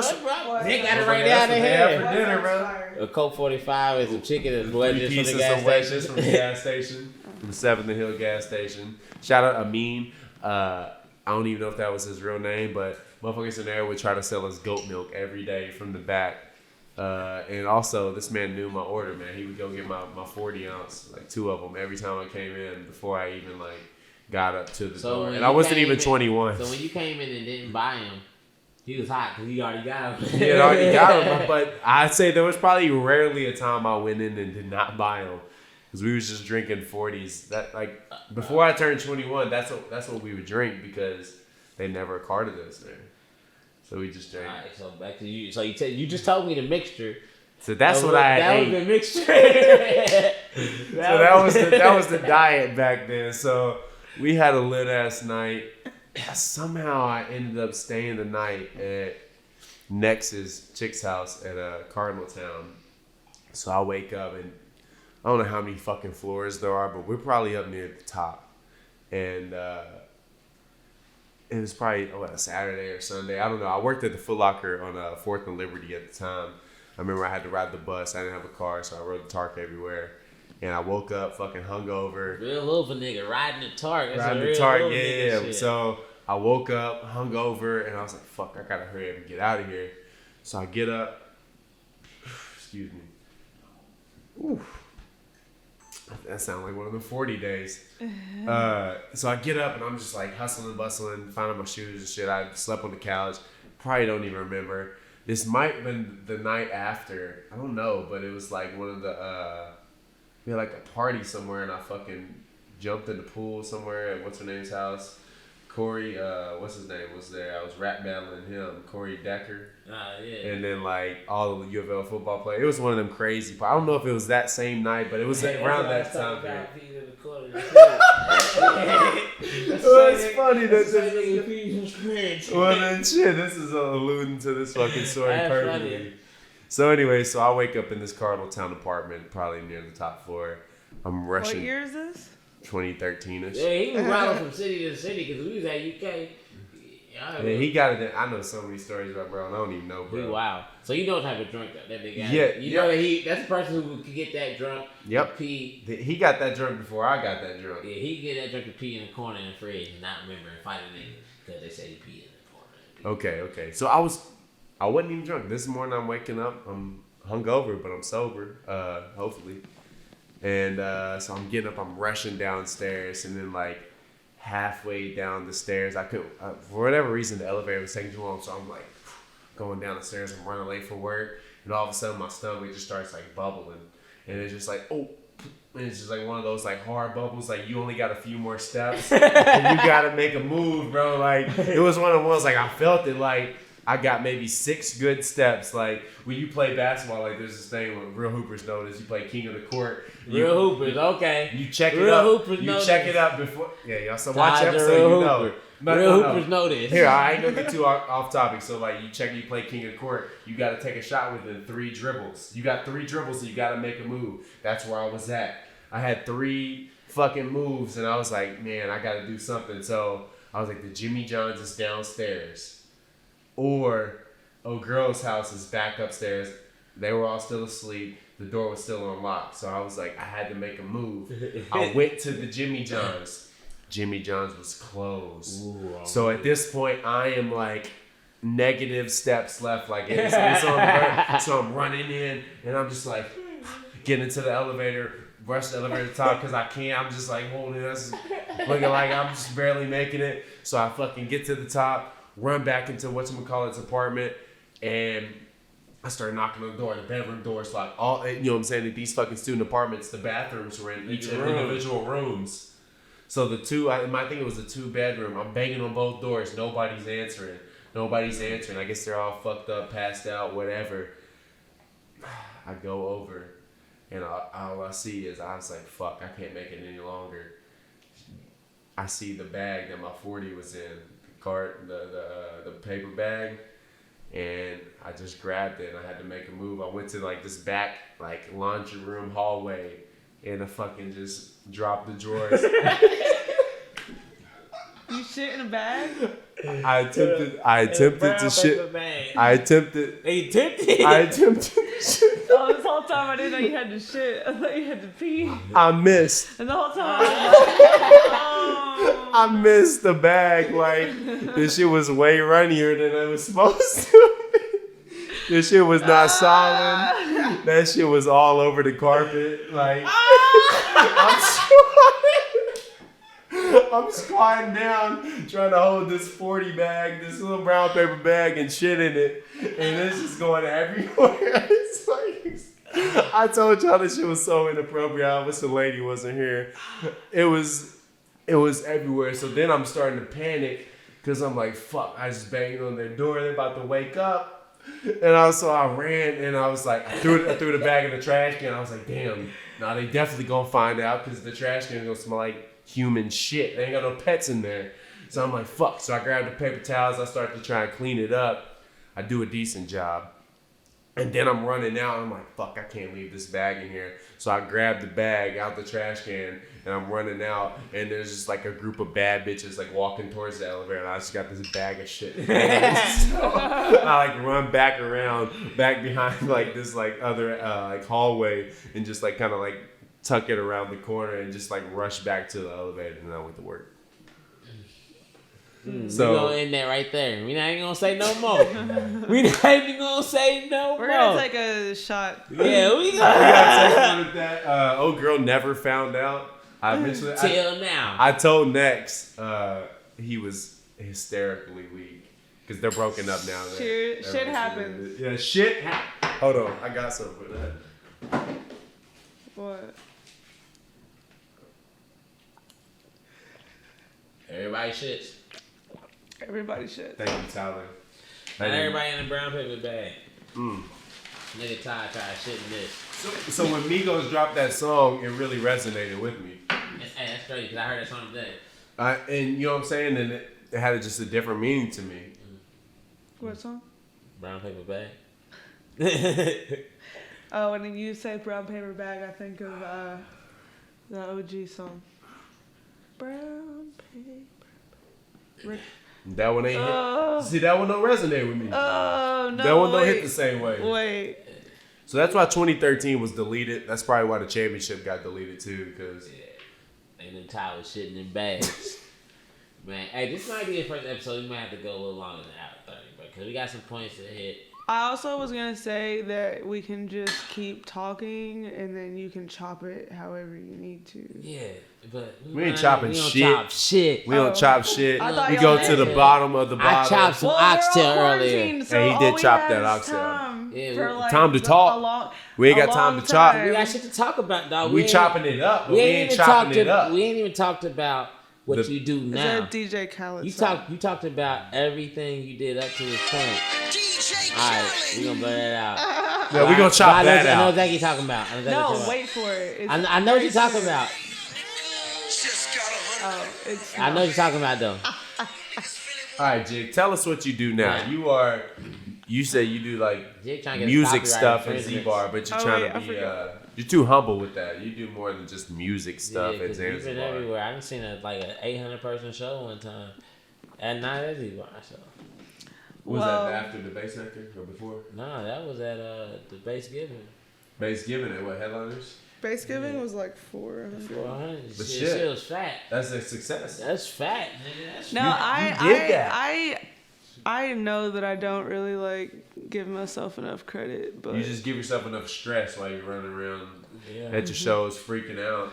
I know. And everybody else having a good The time. motherfuckers don't be on their shit. No, like it's a stressful job. Like hosting a party is stressful. Nah, I couldn't imagine. And especially when like I don't have like some people, like I'm gonna say, for example, like Mike with the pull up, like he's playing the music and he has control. You know what I mean? Like at the end of the day, like he's got control of that.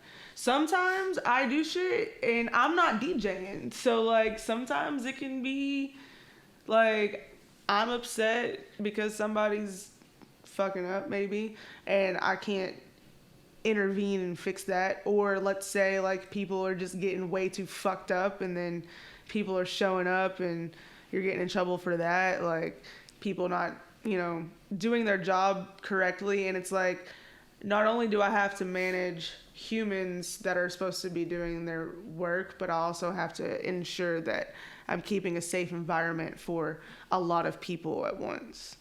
And also making sure that they're having fun, like keeping people safe and making sure they have fun at the same time. All while doing this, like, very much so solo, aside from the help that I get from you, of course. So yeah, it's a lot. So what am I hearing about this fuck coronavirus social distancing party you having tomorrow? No, it really does suck right Is now this to a like thing? it really that I is was not a like, thing. damn, it I- really does suck not to really like need to not know. be able to host events. 'Cause I know that. What are you doing with your that's life affecting right you. now? Like It's let's like speak on it's that. fucked up. Because she can't work. I can't work. Like my entire career revolves around gathering more than 50 people in a place. So Have you thought about having a social distancing party like in a really big open area? So like, Yes. I have actually because there is very much so a there's gotta be a capacity way for to do me it. to be able, like if I wanted to go to Big Rock and Cherokee and host a party, but be like, all you gotta stay 6 feet away from each other, it could work. But we all have bubbles. but We also have now bubbles. there's the new saying of no gatherings of more than 10. So then that rolls that And out. I think it's necessary.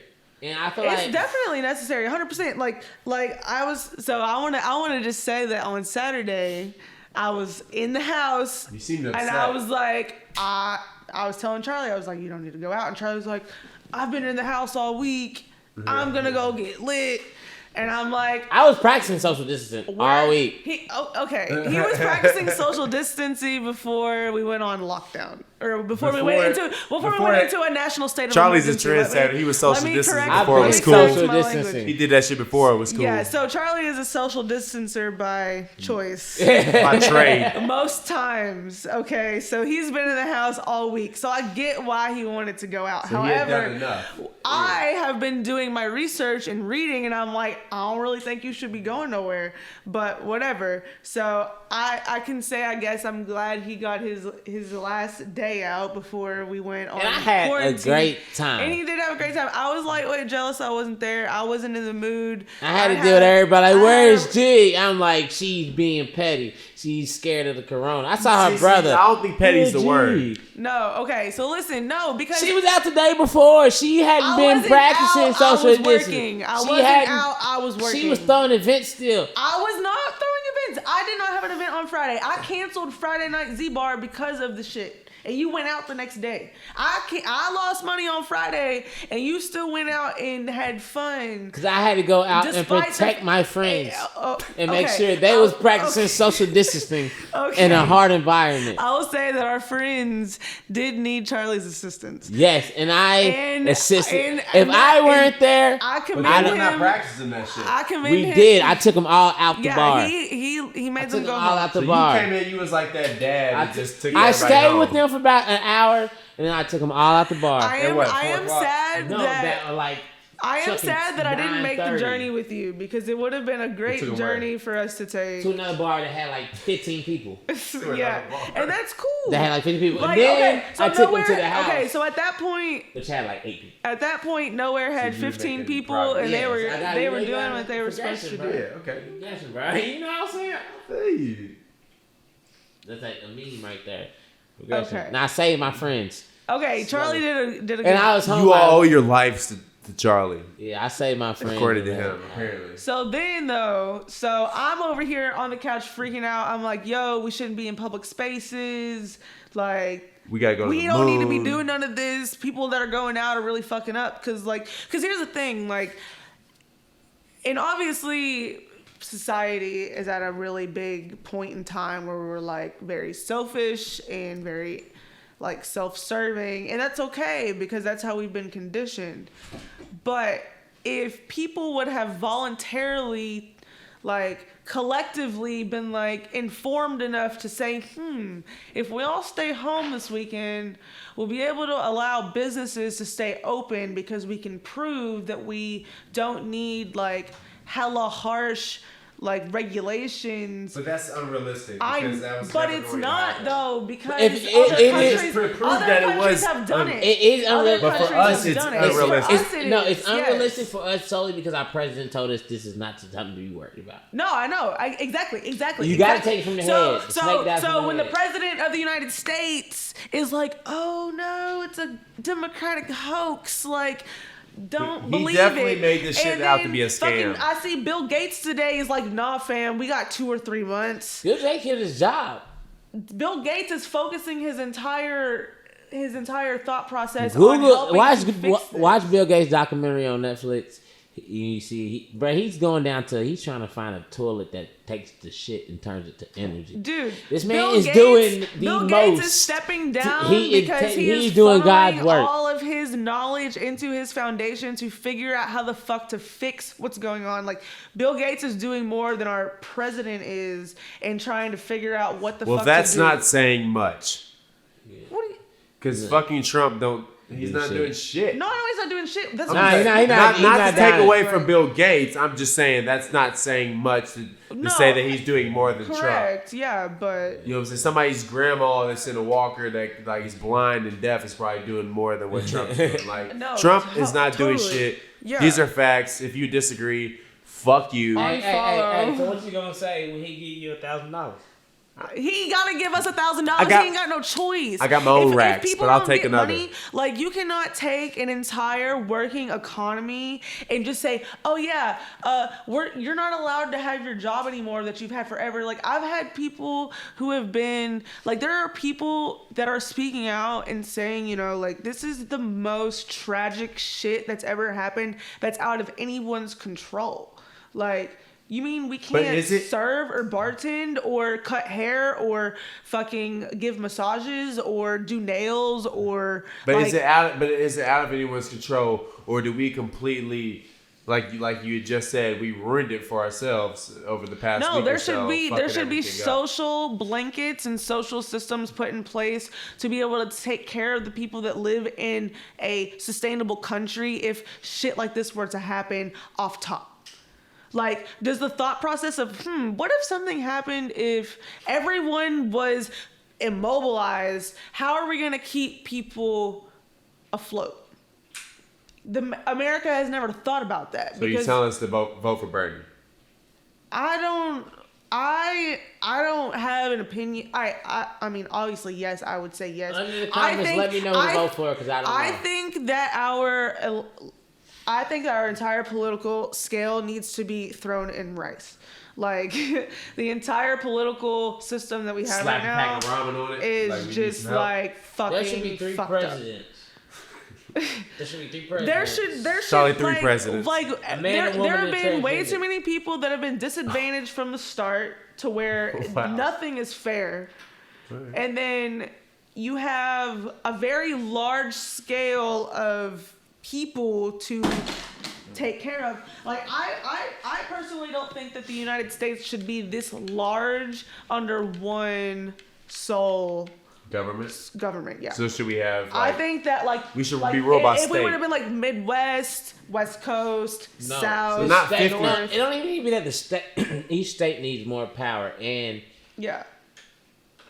everybody needs to keep their business to themselves.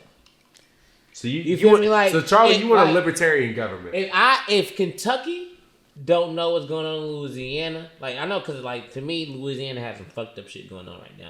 There's a lot of fucked up shit I'm not gonna go into. Just look all over, but it's like, we can't, like, each state is a state for its reasons. We don't know. We can. So we should mind our business as a state. Yes, but we can't even do that as a country. But that also means each citizen should mind their shit as a citizen.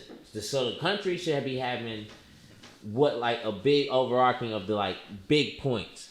But each state, when it gets down to prison sentences of laws of taxation and all this shit, that should go down to the state and all this shit. But I'm so drunk, I don't even know where I was about to go at this point. But niggas need to the citizen needs to mind their business also. I think that try to change shit from their neighborhood within out, and quit trying to worry about Trump doing this. No, what is your local councilman doing? Yeah. Worry about.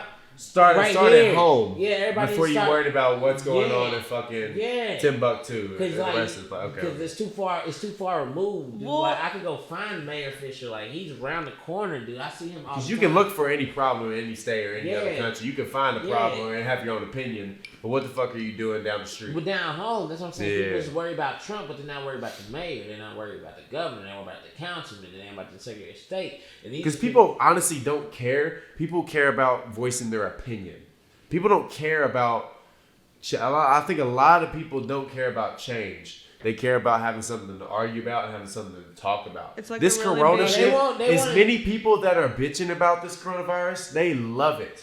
They love that every single day they have something to go on and they can say their opinion and everyone else is having an opinion on the same thing. Well, because we've dramatized social issues so much to this point that this is the media's fault. Then, people, right? Yeah, it's totally 100%. The coronavirus is a media problem. Went from being very informative to having to do things to sway They're in order fear-based. to get more ratings and having more people watch your shit became profitable. Yeah. So once you make, sensationalizing things profitable, it gives you the ability to just do as much as you can to get more people to watch what you're putting out there. And at the end of the day, information from the start should have just been fact-based as a necessity. Some straight talking.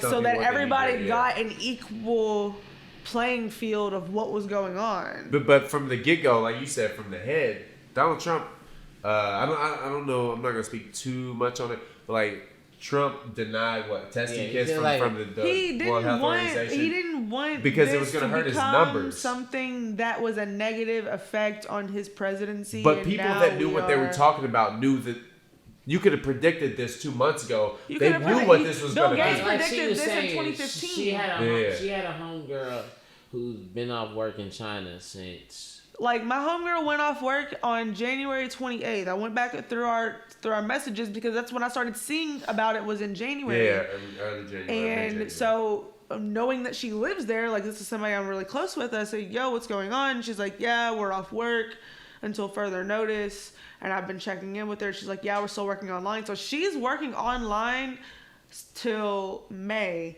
She, I think, is a translator at like an elementary school or something like that. Something in that range. And, you know, they've been off work. I want to say she's still been getting paid. Like, I think that they've been able to take care of everyone, which, I mean, China's culture and what they do is like total 180 from America. Like, I was there for 24 hours and I was like, what the fuck is going on? But, I mean, it works in ways, totally. Like, there's definitely things that they're doing that are helpful to organization and just, like an easier way of life than what we have over here. But, yeah, she doesn't go back to work till May. And they did that shit in January. And what I was reading today with the Bill Gates Ask Me, he was like, it's going to take 2 or 3 months for social isolation for us to get on top of what's happening. Like, people are going to have to get real comfortable with what's going on right now because it's going to have to happen. But the thing that's fucked up is that America is supposed to be one of the most powerful, wealthy countries on the globe. And we can't supplement something like this because what it takes for us to get through this really isn't asking too much compared to what we claim we have. Yeah, like if you compare the numbers to what we spend on the military. Or yeah, all this well, other if shit, you like, anything, it's a drop in the bucket. To even as CEOs that own these companies, like Jeff Bezos who have could people probably that are supplement going out the of entire work. country. Like the people that own Ford can't afford to give everybody that works at Ford 3 months off in isolation to where they can sustain general life. It's not a hard request at all.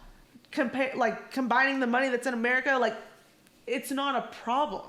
Yeah, it's going to suck to like stop and start again, but stopping and starting again is what has to happen. It wouldn't hurt the people at the top. They're the people who's going to have to sit back and say, we're going to have to take this little L. Maybe I'm going to have to sell a yacht. Or maybe I might not be able to buy this $500 million house. And but we've glorified that so much. My workers need to get money, but I can't have my workers get sick. I want everybody to go on Netflix and watch, or I don't know if it's on Netflix right now, but it's definitely on Amazon Video, and watch Inequality for All, because it really lays out the inequality in America. And there's people that are on there. It exploits Walmart so fucking great. Like, how does Walmart have employees that are on food stamps? Think about that shit. The Walton family is in the top 3 wealthiest families in the world, and they've got people working for them that apply for food stamps.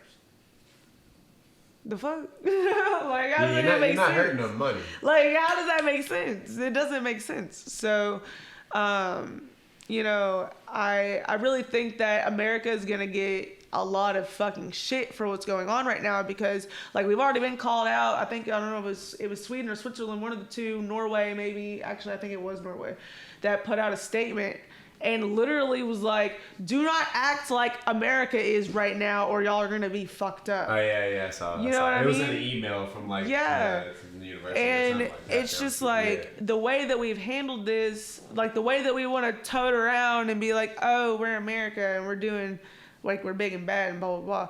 Like, other countries that are looked at from us as being fucked up or third world or, you know, less intelligent are combating this faster than we will because they know how to fucking chill the fuck out and take care of people. Like places like Cuba and Vietnam, like they have way better, like pandemic or like disaster and like crisis response teams than America. People in America don't give a fuck. People were probably in the bar on Saturday.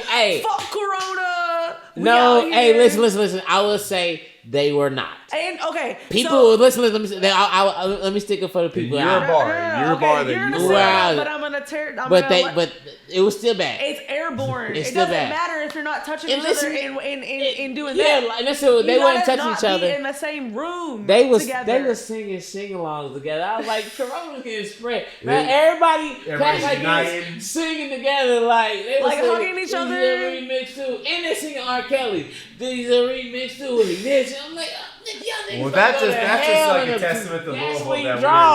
No, it was stupid. It was fucking stupid. I mean, like, even me working merch, I was working merch at Zanzibar, and people were coming up to me, and they were like, oh, high five. Let me give you a hug. And I'm like, do you all not listen to anything at all right now? People are going to say all this shit until their grandma dies. I'm in my mask. You might live. And so, and sorry, where you been at?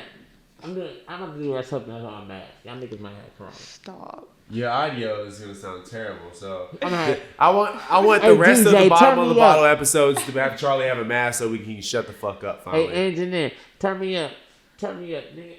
You shut the fuck up, bro. I raised you, nigga. This is exactly why. When I really can get Charlie going, I don't think we want to shut him up. This is my ninja mask. This is why I used to hit licks with. But I did watch. You got that at Bonnaroo. A mask does not mean it was Ninja Day.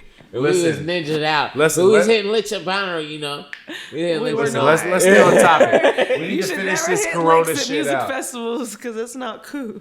We need to. Yeah, that's right. Didn't steal that's nothing. awful, man. Don't pickpocket people at music festivals. Return your shit to the lost and found. That's not. Be a good person. Listen, spread the love. I would say every time in my life every time in my grown life, from like 16 on, I've found a phone.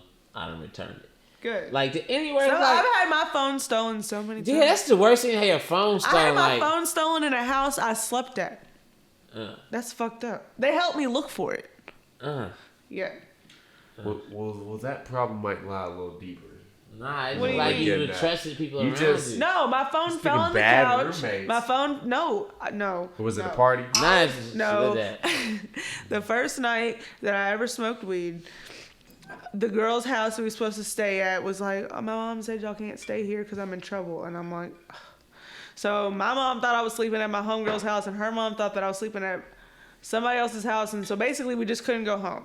So and actually, you know what's fucked up is my man Buge told us we could sleep at his house, and I did. My good homie told me that this is before we were like good homies. We had just met that day. What's his name? I call him Buge, and we just gonna refer to him as Buge. I didn't think I heard that right. It just came out with my man. Big and huge. Big and huge, Buge. He ain't as big now, but he was back then. Okay. Shout out to weight loss. Yeah, shout out to the parents. So we were with him at the time that we got stranded, and he was like, you can stay with us, and I was like, I don't really know you, I ain't trying to stay with your house. Which in hindsight, I wish I would have stayed there because he wouldn't have bothered us. However, we ended up having another friend who lived down the street. We go to their house. I guess I left my phone either on their downstairs couch or probably just somewhere out in the fucking open, and his fucking shitty ass brother was there, and I guess stole my phone. So we go upstairs, we're hanging out, like literally just smoking and chilling, and I'm like, my phone's gone. So we go downstairs, and I'm like, where's my phone at? I know I had my phone when I get to this house. Nobody can locate this phone. This is probably also 2011, 2012. I have an iPhone at this point, but there's no Find My iPhone. First gen 3G, iPhone 3G, whatever. So, dude definitely steals my fucking phone. And so I look for it. They don't find it. Me and my homegirl walk from their house to fucking McDonald's or to to the gas station. See a cab there. Pay the cab driver to take us home. And we're like literally all of 15. Where was I going with this story? That's what we love about this show. That's where you was going. You was talking about how you got your iPhone stolen in the house you were sleeping at. And social distance yourself from people with iPhones in a house. Yeah. That's where she was social going. distance is real. Like, I got 10 people that's allowed in this house, and you're looking at 3 of them. And you're not looking at Spencer. You're looking at 3. You're looking at 3 of them. But there's 4 and there's 4 in the room. 4 and drop 5. So I got 5 people who could come to my house. Holla at me. I got 5 homies. Hit me up. chill. Let's smoke. Let's do some CBD. Well, all I'm getting at is people really, and I will also say that there was a lack of delivery of information to people that was like informative. So much false facts. Like I'm a nerd, so I was over here fucking like in my shit, like oh god, like da da da da. Like did you watch the Joe Rogan podcast? I did. Well, I watched some of it. Michael Osterholm. I watched some of it. Yeah. That was probably one of the most factual ones that I felt like the dude was like spitting. But again, me knowing that my homegirl in China was dealing with this in January, and then seeing like people talk about it here, I was like, no, this shit's about to be real deal because. Well, that's what dude says in there. He said that this shit is not going away anytime soon. No, it's not. This isn't a 3 month. 6 months from now, this shit is still going to be escalating. I mean, okay, so for example, so when it started happening, I'm working at Z, I'm working concerts and shit.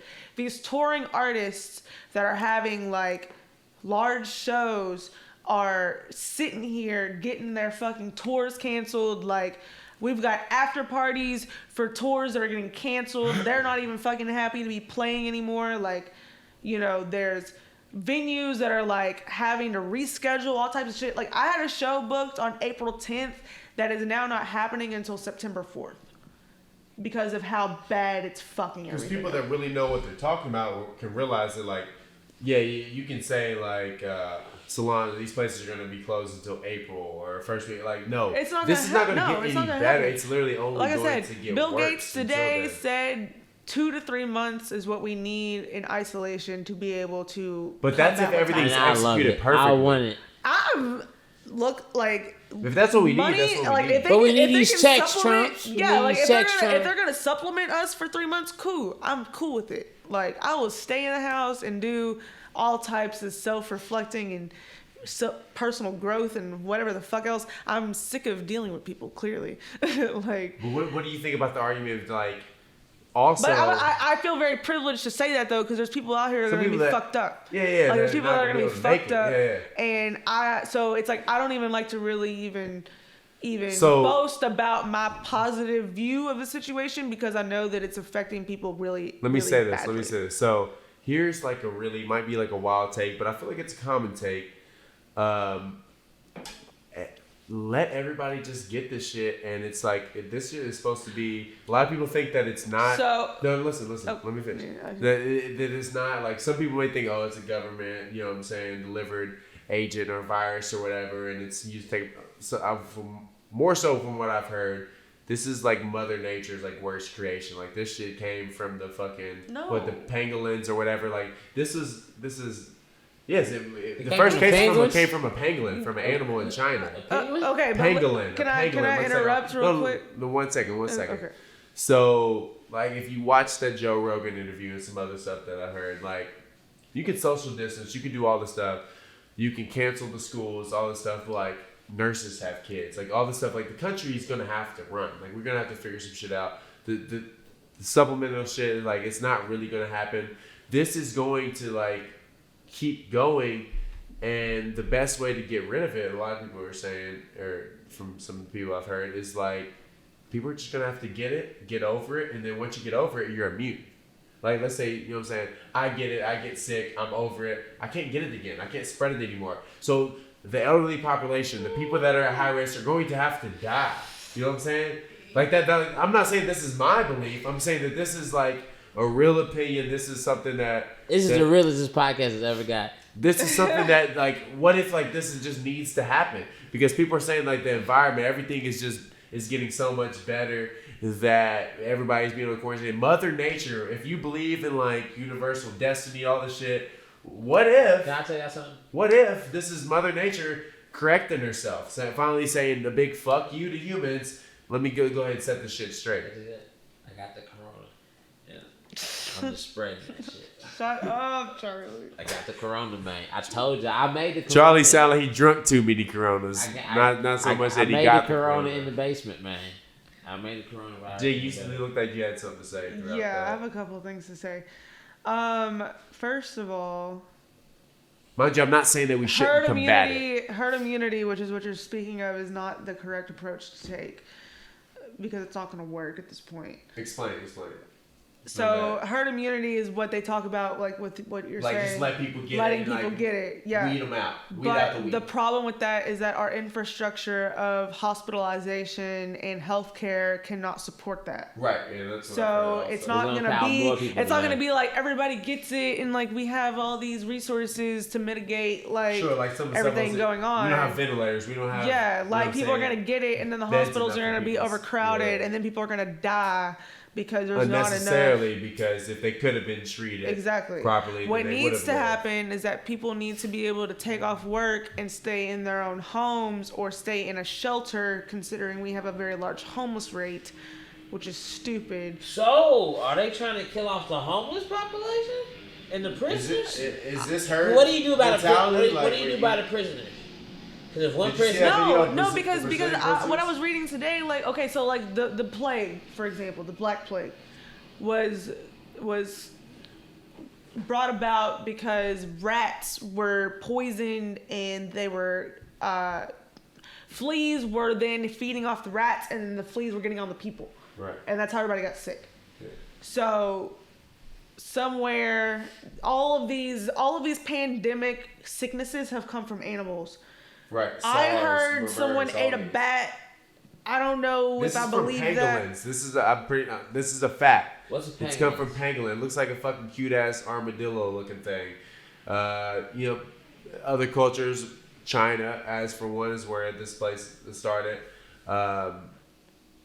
That's something that they eat in their diet. They're known for their scales and then for their meat that they're sold at the markets, and that's where this coronavirus. This is just a strain. The same SARS was a coronavirus. Okay, MERS comes from camels. Exactly. So what I'm leading SARS into, came from what civets or what I'm leading into is that throughout history there have been series of these pandemics. And I think that people are ignorant to the fact that we are still living history that we have read before.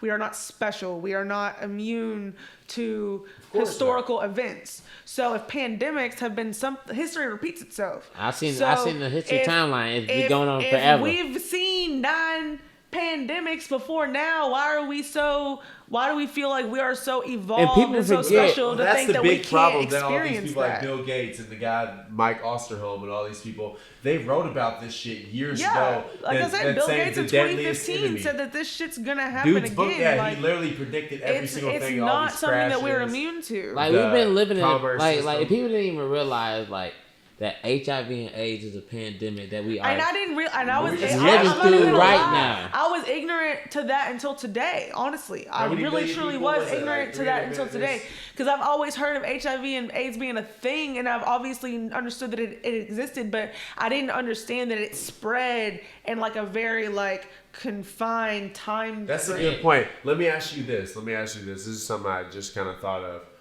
When did HIV and AIDS come to the forefront? Was it when Magic got it? I know when I was a child, we had a kid in our class, not our class, we went to our school, who died of HIV AIDS because he had caught. I'm talking about nationwide. Like, obviously that's probably before our days. Magic Johnson? Was he one of the ones that pushed it to the forefront? Like, oh, we gotta do some shit. Prior to a lot of people, people have already been getting it. Sure, it's a localized thing. In the communities, they were sexually transmitted. Right. So it's a localized thing. So it's like. It takes somebody like Magic for you to globalize it. Maybe I don't know if the NBA was globalized at that point. No, yes, that most definitely was. The 80s and the 90s was prime time NBA. Globalized. It's probably been bigger before Magic because you got whole countries just getting not whole countries, but you got villages getting. But that was still early on, like HIV and AIDS. That's like 80s, like early 90s shit. So like late 80s, early 90s. So, but the point I wanted to allude to is. Do you think that like Rudy Gobert and then like the NBA player, because like if you think about when did we start taking this shit seriously? When did everything start to hit the fan? Was it when somebody from the NBA got the coronavirus and sports started to get shut down? Well, sports got shut down. Did that awaken a lot of people? Well, it took like when you see sports get shut down. To me, that was the easy first thing to get shut down because that's an eye-opening thing. Hold on, let me finish what I'm saying. When you got people in sports, to me, that's the easiest first thing to get shut down because you got billionaires protecting $1 million investments, and it's like so that in colleges had to get shut down because they're not protecting $1 million investment, but they're protecting so many $20,000, $30,000 investments that it adds up to be millions of dollars investments. Yeah. So when you see them get shut down, you see how, and the sports is also protecting their fans. It's a financial thing more so than it's a care about and it sucks that in America, with a capitalist country, that it took financials to make it take serious. But like I said, it starts from the head. We got a businessman running the country, but like, so it starts from that, and that's why it took that for people to start actually looking. I'm not even gonna be 100. I'm gonna be 100. Like, it took that for me to actually go and do some research. I ain't do as much research maybe as y'all did. That's what I'm saying. I was speaking from personal thing. Yeah, it's like. But I just want to interject and say the NBA shut down before the weekend that everybody like still continued to go out. Sure, but like, but my thing is like why? But why was the NBA like an entity that is very, very much so profit driven? Like that is the. But it's not. That is like the reason they took the NBA. It's more about ratings. The reason it took the NBA for a lot of people to realize is because it's something everybody has in common. That's not what I'm. No, I know that. I'm not. What I'm saying is I don't know why when that happened, people weren't like, oh shit. But they were though. They were. They just still went out. They were, but people still didn't take it that seriously. But they were. They just still went out. People weren't taking it that the same. They were. They just still went out. The same people that were going out Saturday or to this day, if the bars were still open, they'd still be there. They were taking it serious. They were taking it serious, but they still weren't. It still wasn't hitting home. But it's not gonna hit home until it hits home. I mean, yeah, I get that you can bump elbows but y'all are breathing next to each other. Y'all are sharing a limited oxygen supply. You're speaking on this because you understand the concept and you understand the whole thing. I'm talking about I know that, but that's what's crazy to me is that like we are living in a world where people are so like people live in the bubbles. Like it's although that you have like constant information, to where you're not informed enough to make the decision to not. It's not even about information anymore. It's about the fact that like we that's don't. Just weird it's the to mentality. I'm gonna say this. This is why there is government. Because I don't want to get too deep into this. I'm gonna say two things. First, everybody go do your research, do your proper research, make sure you're looking at proper sources. But I'm also gonna say this is the reason why you need to go fucking vote and make sure you got proper people in fucking office. Because if we had Matt Bevins where we're from in office right now, should be different. Fuck And coronavirus Matt Bevin. Right here. Fuck Matt Bevin. On the shirt. Like on it'd be way different. Bashir did the right thing. Like a lot of people are pissed, and he made the hard decision. You know what I'm saying? He made a hard people are making hard decisions, and I'm glad he made it. And it's necessary to make sure that the worst don't happen because we got older parents. The older people are the knowledge of the fucking. They might not be the backbone of society, but they definitely might be like the cerebellum or something like. They're very important. You think, or the spinal fluid. They're definitely important. They're vital part. So like, I just want people to take this shit as serious as possible. Okay, with that being said, let's get to a couple different points. What do you think about like the martial law shit, or like the cops saying there's a case in Kentucky, I think Spitzer posted something about it. Dude that allegedly had the coronavirus, they told him to go self-quarantine himself. He said, nah, fuck that, I don't have the coronavirus, I got COPD, I got, underlying health conditions. They put cops outside of his house and lawfully quarantined him. You know what I'm saying? They said you can't leave. We put police. I say if there's a chance, even a chance, because I would say they're not gonna waste taxpayers' money and they're not gonna waste their time for a show.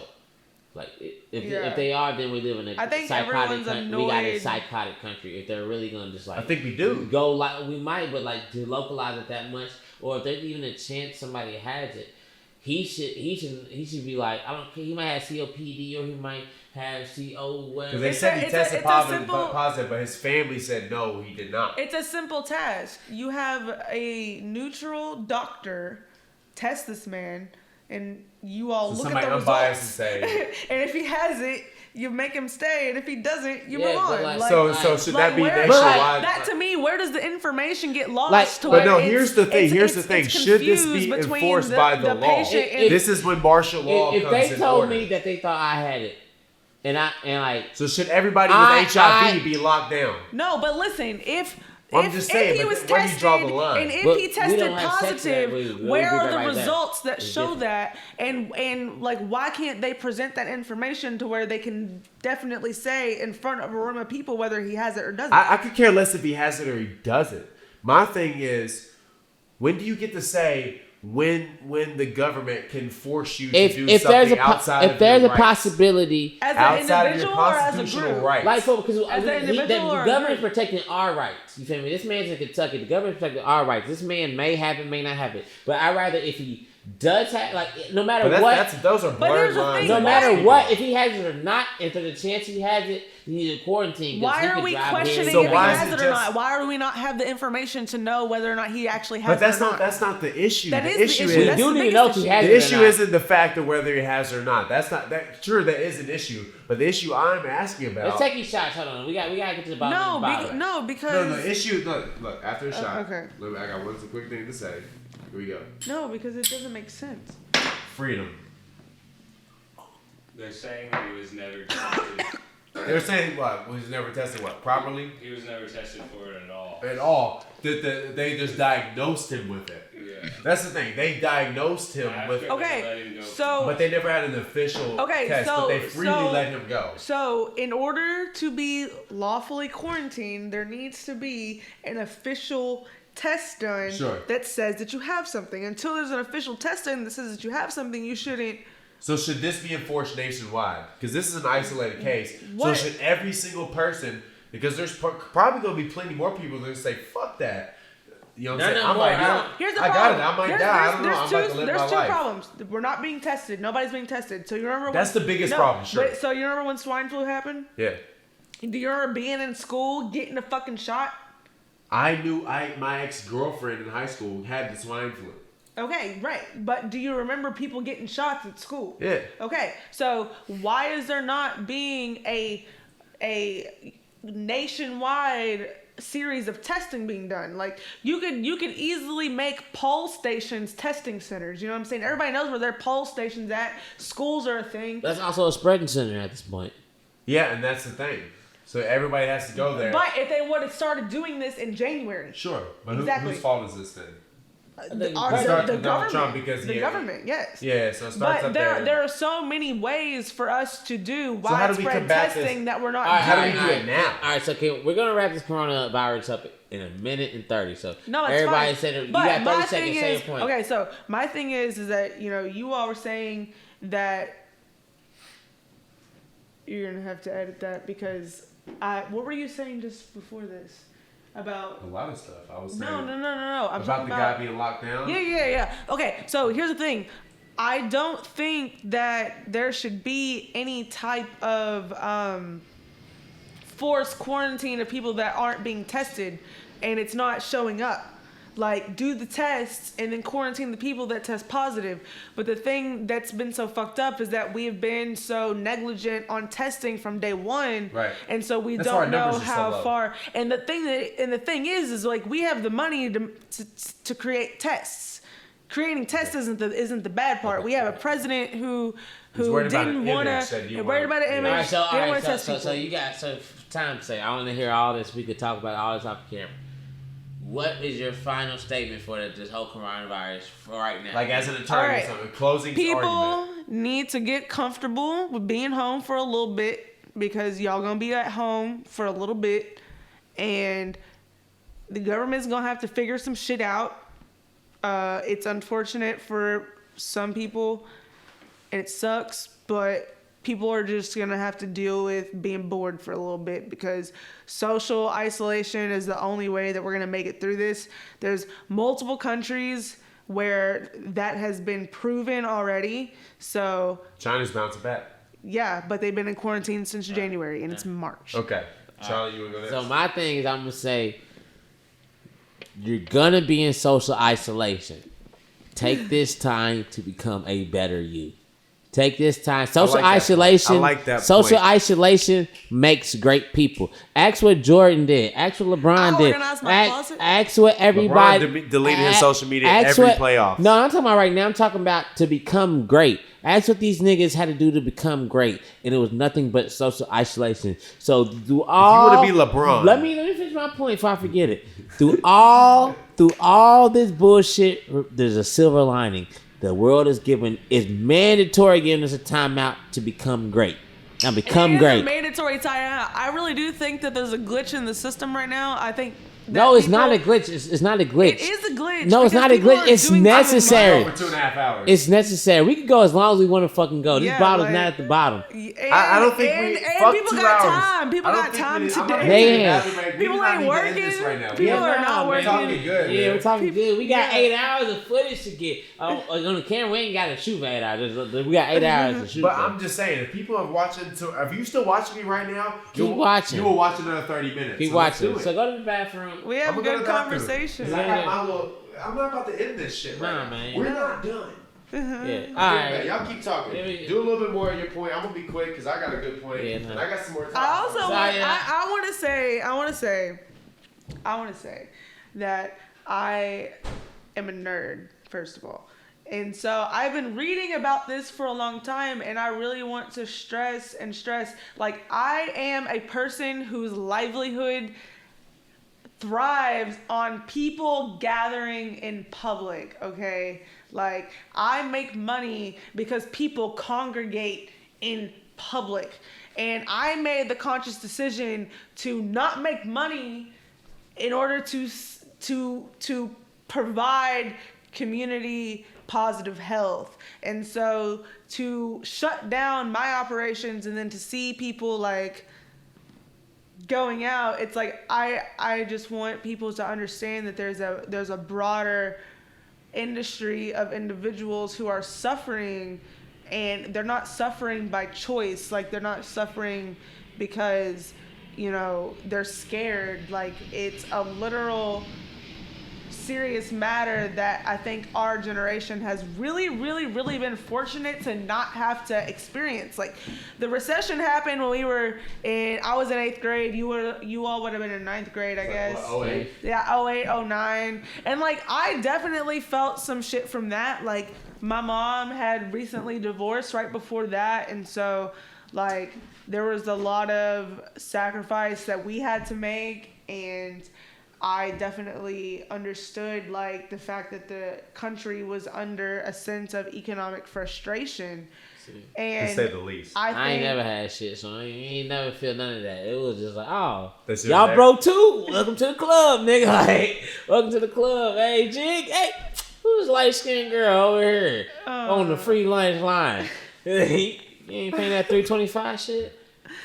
Nah, I'm fucking around. Nah, shit's serious, man. But like, let me get. This podcast is listed under comedy. We gotta get back, but we got. Okay. This shit is serious. If you want a comical take, we have the social responsibility to inform people, and I know that I have a large platform of individuals, and I just want, like, whenever I speak out about things, like, I really try to do my research as much as possible before I speak out about things, because like I was telling Charlie, like I was in Italy when ISIS was bombing airports. Like, I was supposed to fly into Brussels a day before their whole airport got blown up.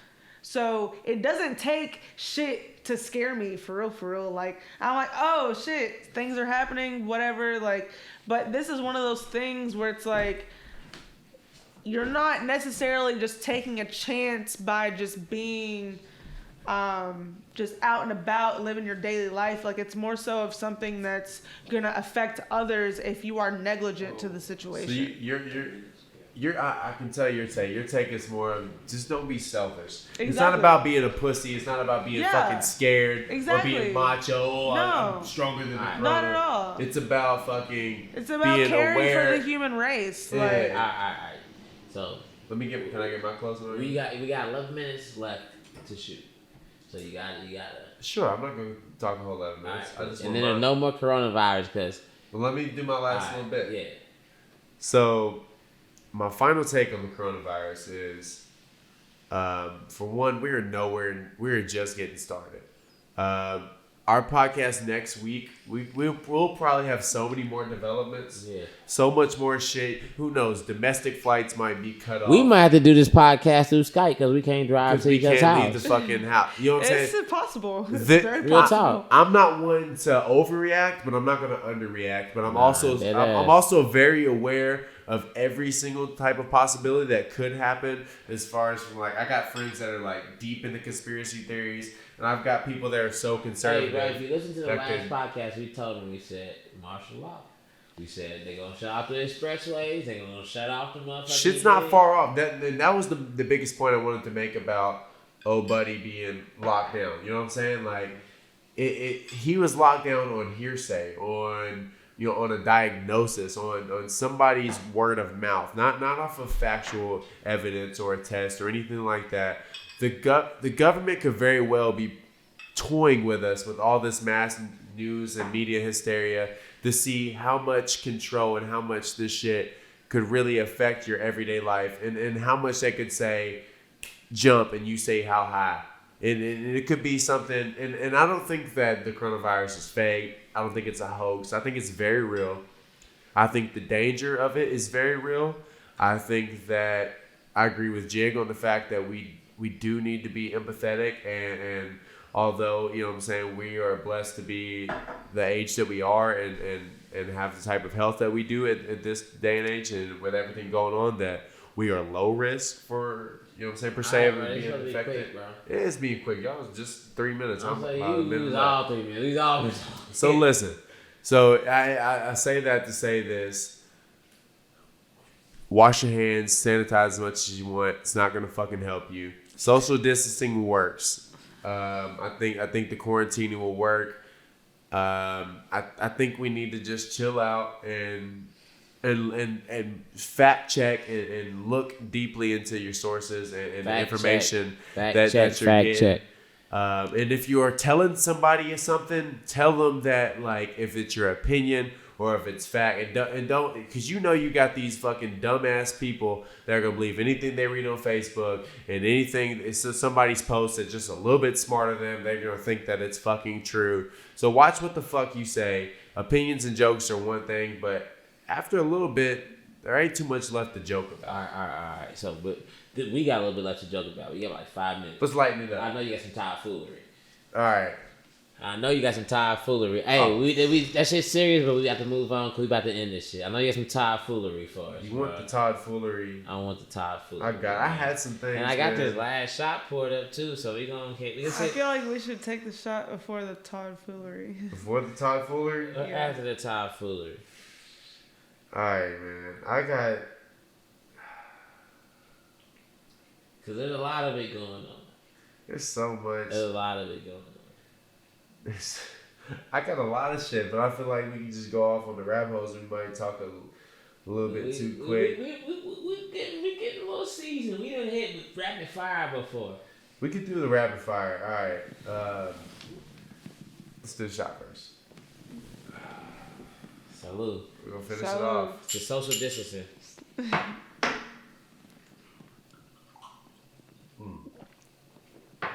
Good Lord.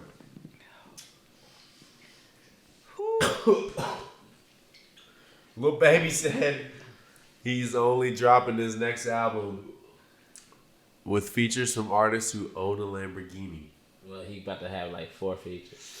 These niggas don't own Lamborghinis, they rent Lamborghinis. Chris White said he's on track 6. A lot of these rappers don't own Lamborghinis. Track 7. A lot of these rappers don't own Lamborghinis. My Lambo's at Bowman. They rent Lamborghinis. So let's go to the next. But Lil Baby, that last album was hard in the motherfucker. What you think about Tom Brady going to the Bucks? Tom Brady, because he's going to the Bucks. You feel me? He by that age. He by retire. He's going to the. He's letting y'all know from the jump. I'm going to the Bucks, nigga. Next. He's getting the money. Okay. Let's see. I had one. There's so much shit going around about the coronavirus. Yeah, man. Let's see. Was there Coronas in the store today? We got Coronas in our fridge. I didn't even know if we looked to see if there was Coronas there in the was store. Coronas in the store. Oh, yeah. And I just looked This is the ultimate scamming story. This is one I was weak off of. So there was a Florida man was caught allegedly using a stolen credit card of a dead man, and then when they was about to catch him, he ate his debit card. In today's episode of Florida Man, Money gets signed for you know what that is? What? Mamba mentality. That's that Mamba mentality. I have a Florida man story. Let's hear it. We might not have time for your Florida man it's a very quick story. Okay. I'll make it very quick. All right. Okay. So we met a guy in Florida. He told us that he would never, ever, ever get a tattoo unless it was something that was very, very important to him, right? We met him on night 1. Night 2, we see this man standing outside, and we see him, and we pull up, and we're like, hey, what's up? He was like, I just got a tattoo. And we were like, dude, yesterday you said you weren't going to get a tattoo unless it was important. He's like, yeah, but I got one today. And we were like, okay, cool. What is it? And he turned around, and he got a tattoo of his dog on his fucking shoulder. Florida man is a real thing. Hey, that's dope for real. Cause my next tattoo is a picture of Fozzie. It's actually my screensaver.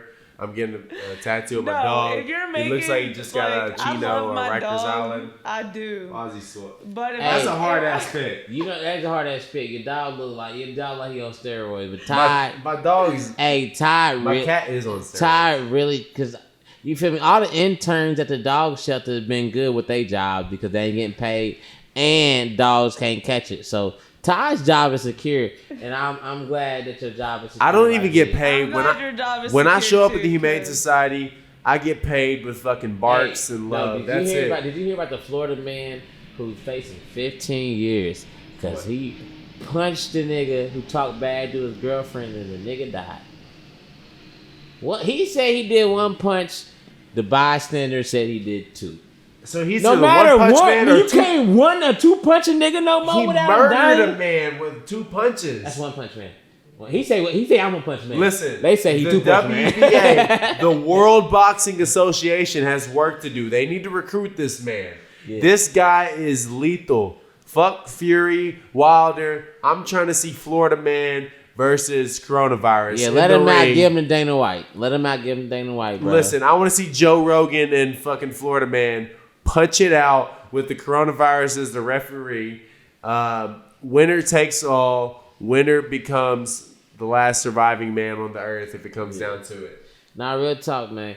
I think I'm in this episode like this. I think I really got a good apocalypse team, man. I got my girl That's what Jigg, I wanted to ask. And Jigg. She's a local plug, so she knows things. You feel me? I got my man Todd Bundy. You know, we hired him as security. We told y'all he was with security, but it's apocalypse time. He's on guard. He gonna be on but the listen, front door. you need shady security like, in the apocalypse list? time. Yeah. National Guard gonna show up and talk and be like, "Are you on the list? Yeah. Are you on the list? And if you ain't, how much you got? We got my How many man toilet paper Spencer. rolls you got to get in? We got my man Spencer behind the camera. You know Spencer. He's healthy as fuck. He's gonna feed the motherfucking He could go in my population. cabinet to make a meal out of nothing but spices. He got a $300 water purifier. Yeah, this motherfucker Spencer. He'll build that bitch out of a fucking tinfoil. Show him your water. Show him what Spencer's drinking on right now. This motherfucker don't even drink out of fucking anything but goddamn glass. Your cameraman ain't got. Spencer ain't got a carcinogen in his body. So, man, and then I hit my gun nigga up today. I said, cuh. I said, he said, what, bro? They say you need to buy something He said, no, I don't need to buy nothing because I know a nigga who bought enough. You feel me? I said, cuh. Last time I heard, I said, slide me some straps. I got the ammo. He said, what you need? I said, I heard you got a hot point. You know, I told him, I said, I need sticks and dicks. And he said, I got. We spent. Hey, he said he came with Glocks and choppers. He came correct because Charlie requested incorrect. Right, you gotta talk in code name during apocalypse time. You gotta talk in code name, man. Talking apocalypse time. I ain't talking to nobody. $200 at the liquor store today. We spent, and it's just not for drinking. Some of these liquors, in case we get these wounds, I'ma clean your wound. Listen, we were at a hand sanitizer because you bums done bought it all for Wiz fucking Khalifa, bullshit. you drinking Bombay? I'm about to I clean want to his say, We that clean our wounds the with Bombay, you panic bum buying, broke the bitches. hoarding and the panic buying was unnecessary. That shit was the corniest shit yet. Alright. This is the 5th episode of Bottom of the Podcast. These motherfuckers won't get into it. He said more. it again. He started with it and you finished with it. You come correct when you say our fucking name. Read it off the goddamn bottom. I said bottom of the bottom you podcast. You said bottom of the podcast. He said the podcast. And listen, he got one letter off this time and he still was fucked up. This man's reminiscing back to 06. They trying to make us run out of time. We out of here, man. Shout out to our lovely guest, Jigg. Jigg, I got so much game I can kiss my guest, but I ain't gonna do it. Oh, my God. The microphone's in the way. Yeah, dig? cut that shit. Shout out my nigga Todd. You know, Todd O'Shea. You digs? And we getting money. Yada, that in the baseball bat. Watch this whole thing, you punk bitch. We gotta do the